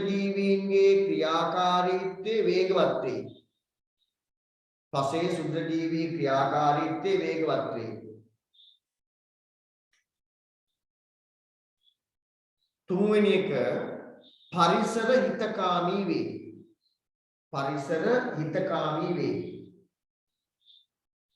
පරිසර හිතකාමී වේ. හරි ඔන්න අපි කතා කරේ මොනවද කතා කරේ? කාබනික පොහොරවල තියෙන වාසි. හරි දැන් පාඩමේ මුලට මම ආපහු යනවා. මතක් යන්න ඉස්සර ඔයාලා පෙළකට යන්න. තිරසාර සංවර්ධනයේ අපේක්ෂාවන් 6ක් පෙළ ගැස්සුවා නේද? ඒ 6න් පළවෙනි අපේක්ෂාව තමයි තිරසාර කෘෂිකාර්මික භාවිතය. ඒ තිරසාර කෘෂිකාර්මික භාවිතයටදී අපි කතා කරා කරුණු තුනක්: බහුභෝග වගාව, ජෛව පරිබෝධ පාලනය, කාබනික පොහොර භාවිතය. ඔන්න එහෙනම් පළවෙනි අපේක්ෂාව තමයි අපි කතා කරපු තිරසාර කෘෂිකාර්මික භාවිතය කියන අපේක්ෂාව අවසන්. යන්න දරුවනේ දෙවෙනි අපේක්ෂාව මොකක්ද?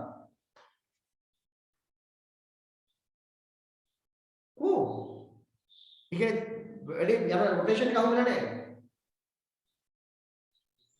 තිරසාර සංවර්ධනයේ දෙවෙනි අපේක්ෂාව මොකද්ද? මම දුන්නු. ජෛව පරිබෝධන නෑ අන්න වැරද්දුවා. පරිසර සම පරිසර නැවත සඳහා වගා කිරීම. ඔව් මම ඔයගොල්ලෝ ඉඳන් කැලි කඩලින් කරන්නේ. දරුවනේ තිරසාර සංවර්ධනයේ අපේක්ෂාව 6යි මන් දුන්නේ. මතකද? සද්ද කරනවා. තාවයේ සඳහා නැවත වනවගා පළවෙනි අපේක්ෂාව තමයි තිරසාර කෘෂිකර්මය. ඒක දැන් අවසන්. දෙවෙනි අපේක්ෂාව තමයි පරිසර සමතුලිතතාවය සඳහා නැවත වනවගා කිරීම. ලියන්න අංක 2. ඒවා කියන්නේ රෝග ඉලක්කම් නෙවෙයි, බින්වරා ඉලක්කම් ලියන්න. 2 අංක 2. පරිසර සමතුලිතතාවය සඳහා නැවත වනවගා කිරීම.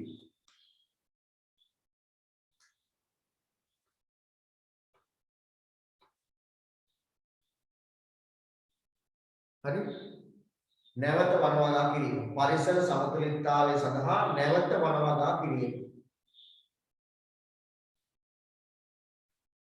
හරි දැන් අපේ රටේ තේ වගා පොල් වගා රබර් වගා අපි ඉගෙන ගන්න කාලේ ප්‍රධාන අපනයන භෝග තුන තේ පොල් රබර් ඒ කාලේ කවදාවත් දිදුනේ ලංකාවට ලංකාවේ තේ වලින් විශාල ආදායමක් ලංකාව ගත්තා.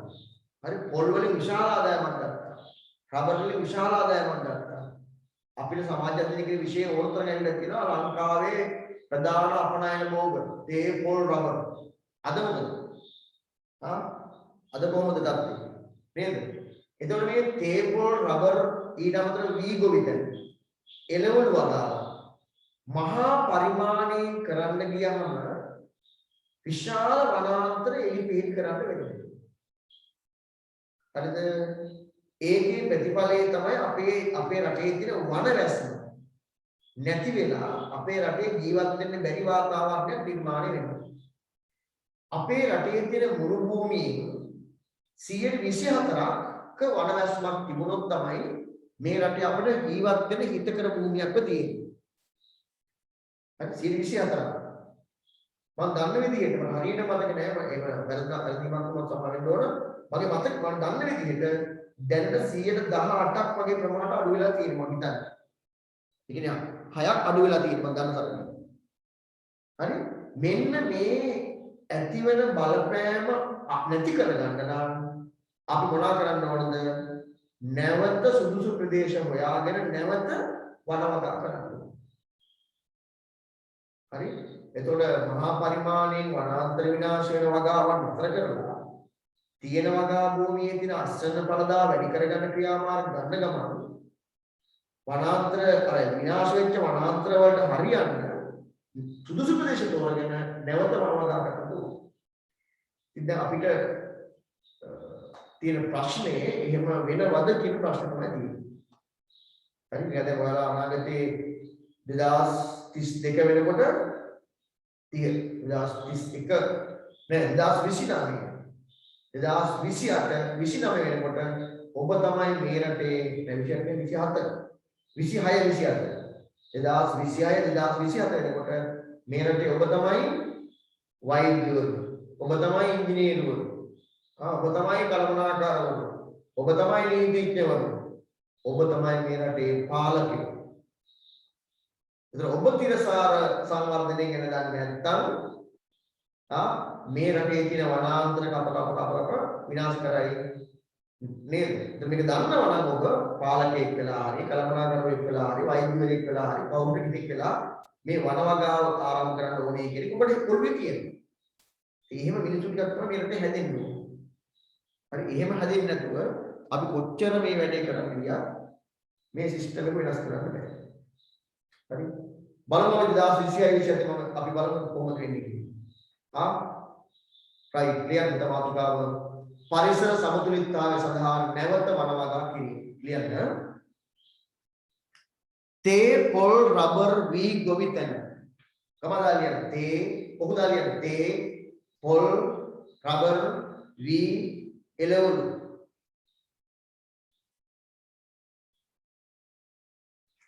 තේ පොල් රබර් වී එළවලු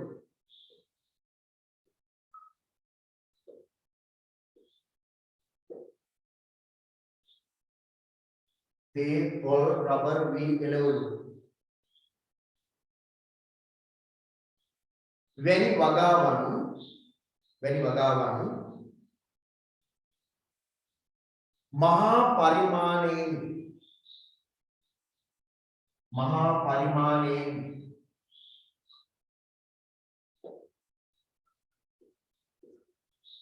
මහා පරිමාණයෙන් සිදු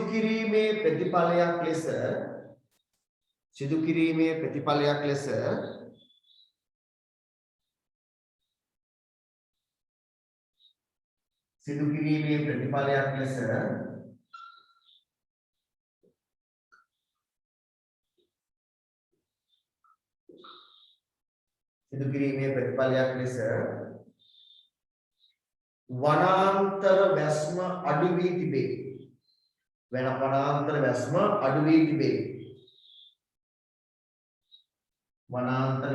අඩු වී තිබේ.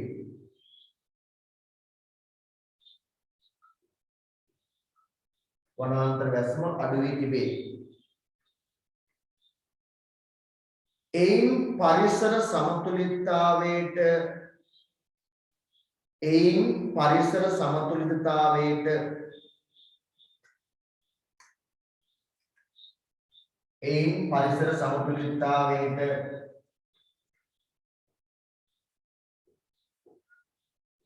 ඇතිවන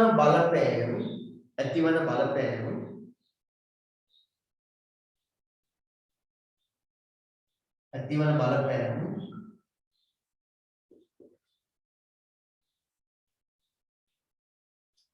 වළක්වා ගැනීමට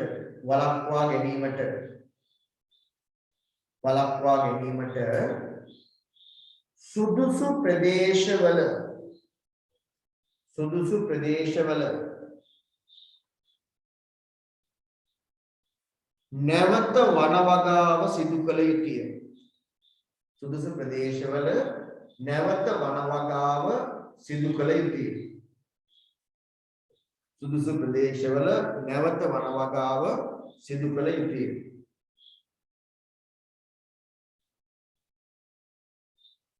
හරි මම ආයි කියන්න බලාගන්න ටිකක් මේක වැඩි කරගන්න උනා තේ පොල් රබර් වී ගොවිතැන එළවලු වගාව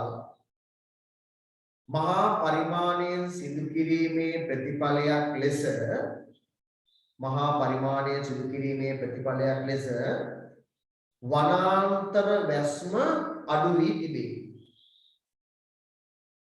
වනාන්තර වැස්ම අඩු වී තිබේ. එයින් පරිසර සමතුලිතතාවයට ඇතිවන බලපෑම්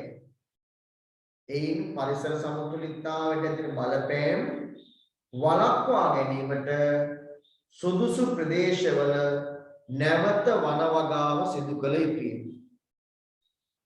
වනවගාව සිදු කළ යුතුය. හරි රයිට් ඔන්න තිරසාර සංවර්ධනයේ දෙවෙනි අපේක්ෂාව අවසන් කරා. කියන්න දරුවනේ තිරසාර සංවර්ධනයේ තුන්වෙනි අපේක්ෂාව මොකක්ද? කොනේ? දැනුම හා තාක්ෂණය.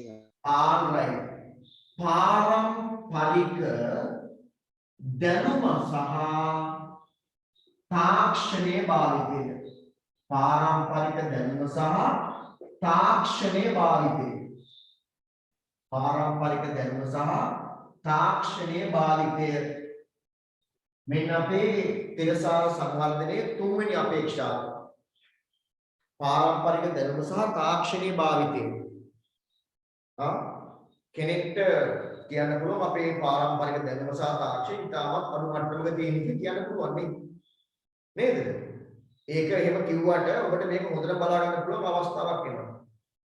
ඔබ යන්නකෝ නූතනයේ හදලා තියෙන වික්ටෝරියා වේල ගාවට. වික්ටෝරියා වේලට යන්න ඕනේ. ඒක යන්න අමාරුයිනේ. යන්නකෝ මේ රන්දනිකල පාරයි නෙමෙයි තියෙන්නේ. රන්දනිකල වේල ළඟට යන්නකෝ දවස් 12ට. ඊට පස්සේ ඒ වගේම දවසක යන්නකෝ පරාක්‍රම සමුද්‍රිකාවට හරි මේ කන්තලේ වගාවට හරි එහෙම නැත්නම් මිනිපේ වගාවට යන්නකෝ. ඔබට දැනේ තොරබර වගාවට යන්නකෝ. දැනේ අපේ පාරම්පරික දැනුම හා තාක්ෂණය මොන තරම් ඉහළ මට්ටමේ තියෙනවද කියලා. නේද? අපේ මිනිස්සුන්ට අද මේ පාරම්පරික දැනුම හා තාක්ෂණය ගැන අවබෝධයක්වත් නැහැ. අපේ මිනිස්සුන්ට දැන් තියෙන්නේ මේ පාරම්පරික දැනුම හා තාක්ෂණයෙන් හදපු නිර්මාණවල උඩ මන්තිරු හදන්න තමයි අපි යන්නේ. හරි මේ බලන්න අපේ පාරම්පරික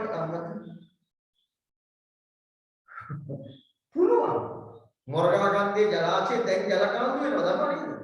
ඔබ කල් ජල කාන්දුවක් වුණා. හරි ඒක වහන්න බැලුවොත් මම දන්නේ වහන්න සෑහෙන උසයක් දානවා. හැබැයි ඔබ කවදාවත් අහලා තියෙනවද පරාක්‍රම මුද්‍රේ කන්තලේ වැව සොරබර වැව පොතෙන් හරි ජල කාන්දුවක් කියලා තියෙනවද අහලා තියෙනවද? නෑ. ඒ කියන්නේ අපේ පාරම්පරික දැනුම හා තාක්ෂණය මොනතරම් ඉහළ මට්ටමක තියෙන්නේ. මොනතරම් ඉහළ මට්ටමක තියෙන්නේ. ඔබ තවමත් ඒ වගේ තැන්වලට ගිහිල්ලා නැත්තම් දරුවනේ මේක අපේ ඇඟට දැනෙන්නේ නෑ ඒ තැන්වලට ගිහිල්ලා බැලුවේ නැත්තම්. මේ කොවිඩ් එකේ වුණාම විභාගෙ වුණාම ගිහිල්ලා පොඩ්ඩක් ඇවිදලා බලන්න කන්තලේ වැව පරාක්‍රම සමුද්‍රය සොරබර වැව කියන්නේ ඉතා විශිෂ්ට නිර්මාණයක්. ස්වභාවික සොරවුවක් භාවිතා කරපු ලෝකෙට එකම වැව. හරි ඒක බලන්න පොඩ්ඩක්. හරි රයිට්. එතකොට මේ බලන්න. අපි තිරසාර සංවර්ධනයේ තුන්වෙනි අපේක්ෂාවට කතා කරන්නේ පාරම්පරික දැනුම සහ තාක්ෂණයේ භාවිතය. මේ පාරම්පරික දැනුම හා තාක්ෂණය යොදා ගන්නා ශේෂ්ඨ හතරක් පිළිබඳ අපි කතා කරන්න යන්නේ. එක ශේෂ්ත්‍රයක් තමයි අපේ පාරම්පරික දැනුම කෘෂි කර්මාන්තයේ කොහොමද පාවිච්චි කරලා තියෙන්නේ. දෙවෙනි එක අපේ පාරම්පරික දැනුම හා තාක්ෂණය වාර තාක්ෂණයේදී කොහොමද පාවිච්චි කරලා තියෙන්නේ. අපේ පාරම්පරික දැනුම හා තාක්ෂණය සාම්ප්‍රදායික ආහාර ක්‍රම සඳහා කොහොමද පාවිච්චි කරලා තියෙන්නේ. අපේ පාරම්පරික දැනුම හා තාක්ෂණය දේශීය වෛද්‍ය විද්‍යාව සඳහා කොහොමද භාවිත කරලා තියෙන්නේ. ඒතර පාරම්පරික දැනුම හා තාක්ෂණය කියන තිරසාර සංවර්ධනයේ අපේක්ෂණය යටතේ මෙන්න මේ ශ්‍රේෂ්ඨ හතර පිළිබඳ අපි කතා කරන්න යනවා. ඊයන මාතෘකාව පාරම්පරික දැනුම හා තාක්ෂණයේ භාවිතය.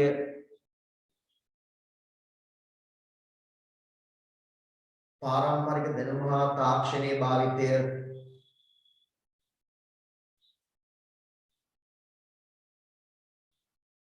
පාරම්පරික දැනුම හා තාක්ෂණයේ භාවිතය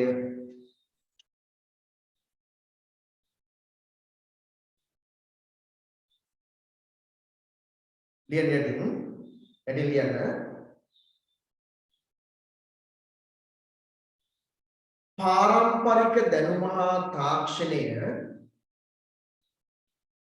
පාරම්පරික දැනුම හා තාක්ෂණය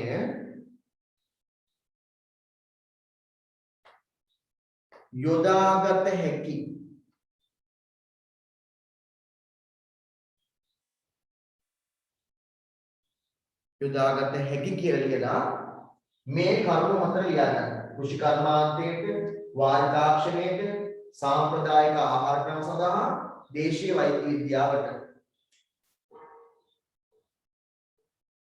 මේ හතර ලියන්න.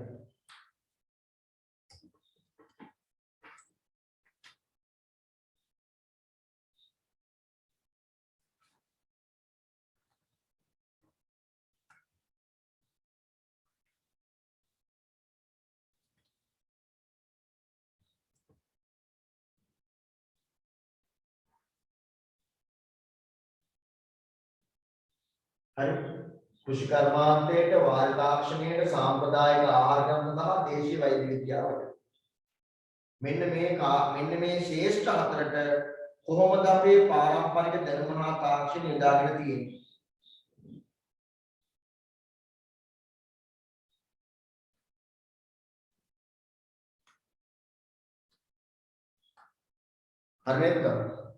හරිද? මහා වැල්වට අරන් දෙන්නේ නැහැ විභාගයට අත්‍යවශ්‍යම ටික තමයි දෙන්නේ. හරි? හැබැයි ඒ අතරේ ඔබේ ඔලු පිළිවෙල දාගන්න ඕන දේවල් ටිකක් තියෙන ටිකක් දාගන්න. හරි?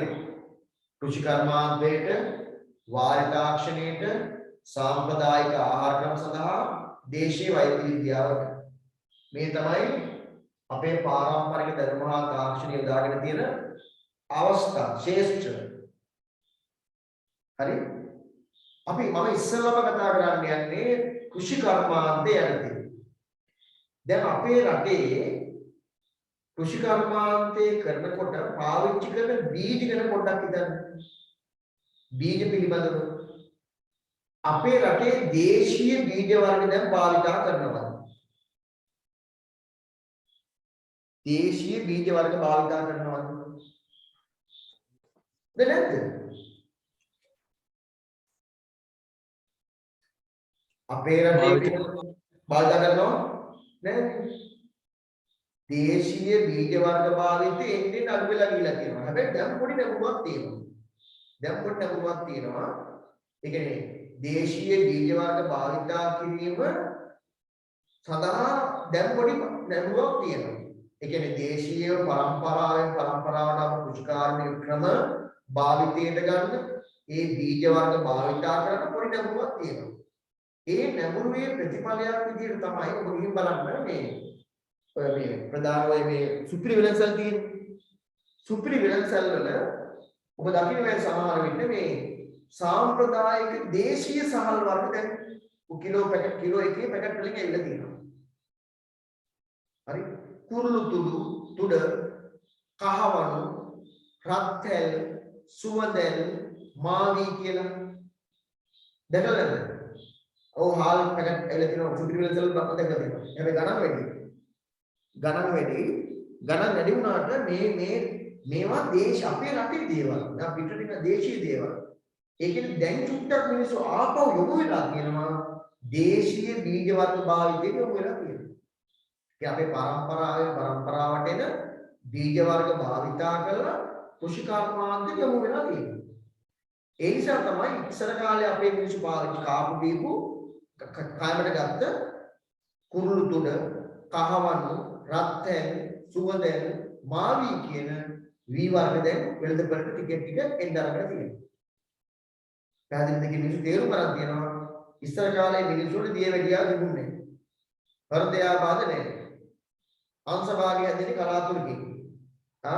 එතකොට මේ මිනිස්සුන්ට හන්දිපත් උදා නැහැ.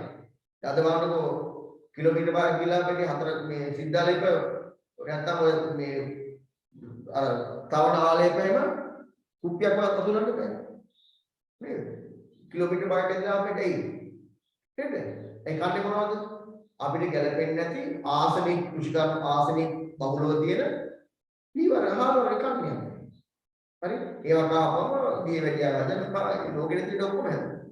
හරි? හැබැයි ඉස්සර කාලේ මිනිස්සු කෑමවත් කුරුළු තුඩ සුවඳැල් මාවි ඒ වගේ හාරවල කෑවේ. ඒවා දේශීයයි. හරි? ඒ නිසා අපි දැන් ආපෝයි මොකද තියෙනවා කෘෂි කර්මාන්තයේදී අපේ පාරම්පරික දැනුම හා තාක්ෂණය යටතේ හදාගන්න බීජ වර්ග වගා කරන්න ආපෝයි මොකද තියෙනවා. ඒක තිරසාර අපේක්ෂාවක් හැටියට නම් කරලා තියෙනවා. ලියන උදාහරණයක දාලා කෘෂි කර්මාන්තයේ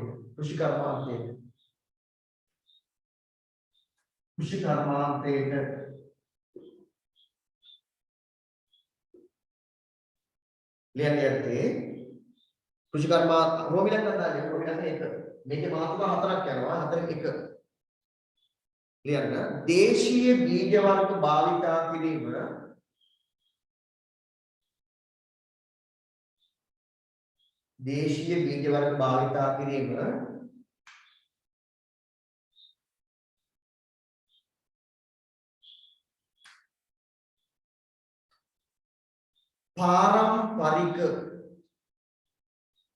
පාරම්පරික කෘෂි කර්මාන්තයේ භාවිතයේකි දේශීය බීජ වර්ග භාවිතා කිරීම පාරම්පරික කෘෂිකර්මයේ භාවිතයේකි. පාරම්පරික කෘෂිකර්මයේ භාවිතයේකි.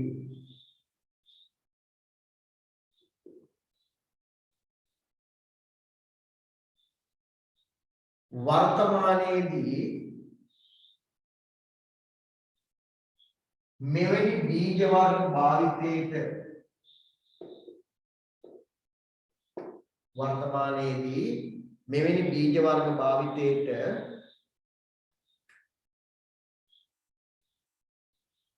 එළඹිය යුතුය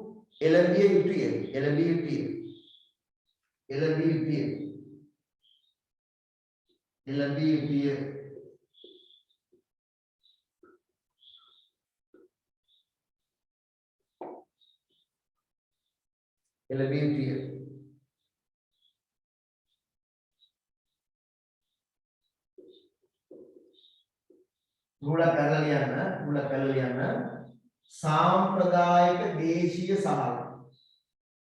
සාම්ප්‍රදායික දේශීය සහල් කියලා මේක ලියන්න. කුරුළු තුඩ කහවණු සුවඳැල් මාවි රත්හැල්. හරි කුරුළු තුඩ කහවණු සුවඳැල් මාවි රත්හැල්.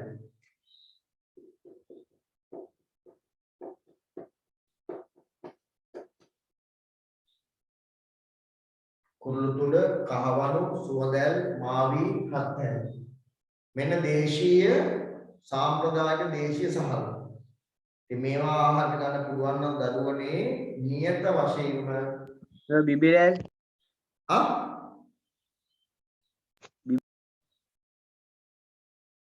කුරුළු තුඩ කහවණු සුවඳැල් මාවි රත්හැල්.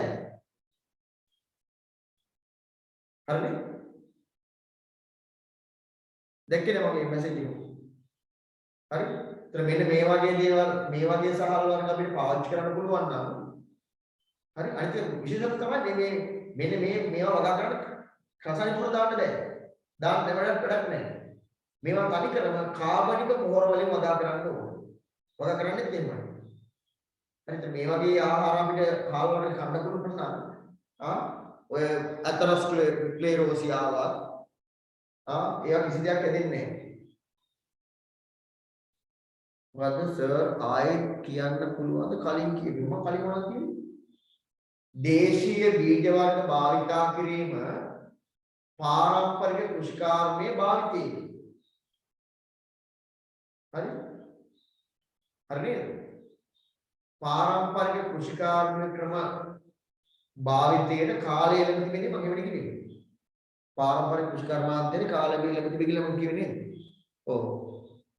එතන සාම්ප්‍රදායික දේශීය සහල්ක මෙන්න කියන්නේ.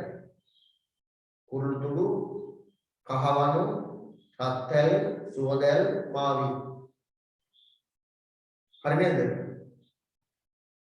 හරි අපිට දැන් ඉතිරි උනේ වාරි තාක්ෂණය මේකත් ඉවරයි. මෙන්න මේ පාරම්පරික දැනුම තාක්ෂණය යටතේ ඉතිරි වුණා මේ වාරි තාක්ෂණයේ සාම්ප්‍රදායික ආහාර ක්‍රම දේශීය වෛද්‍ය විද්‍යාව.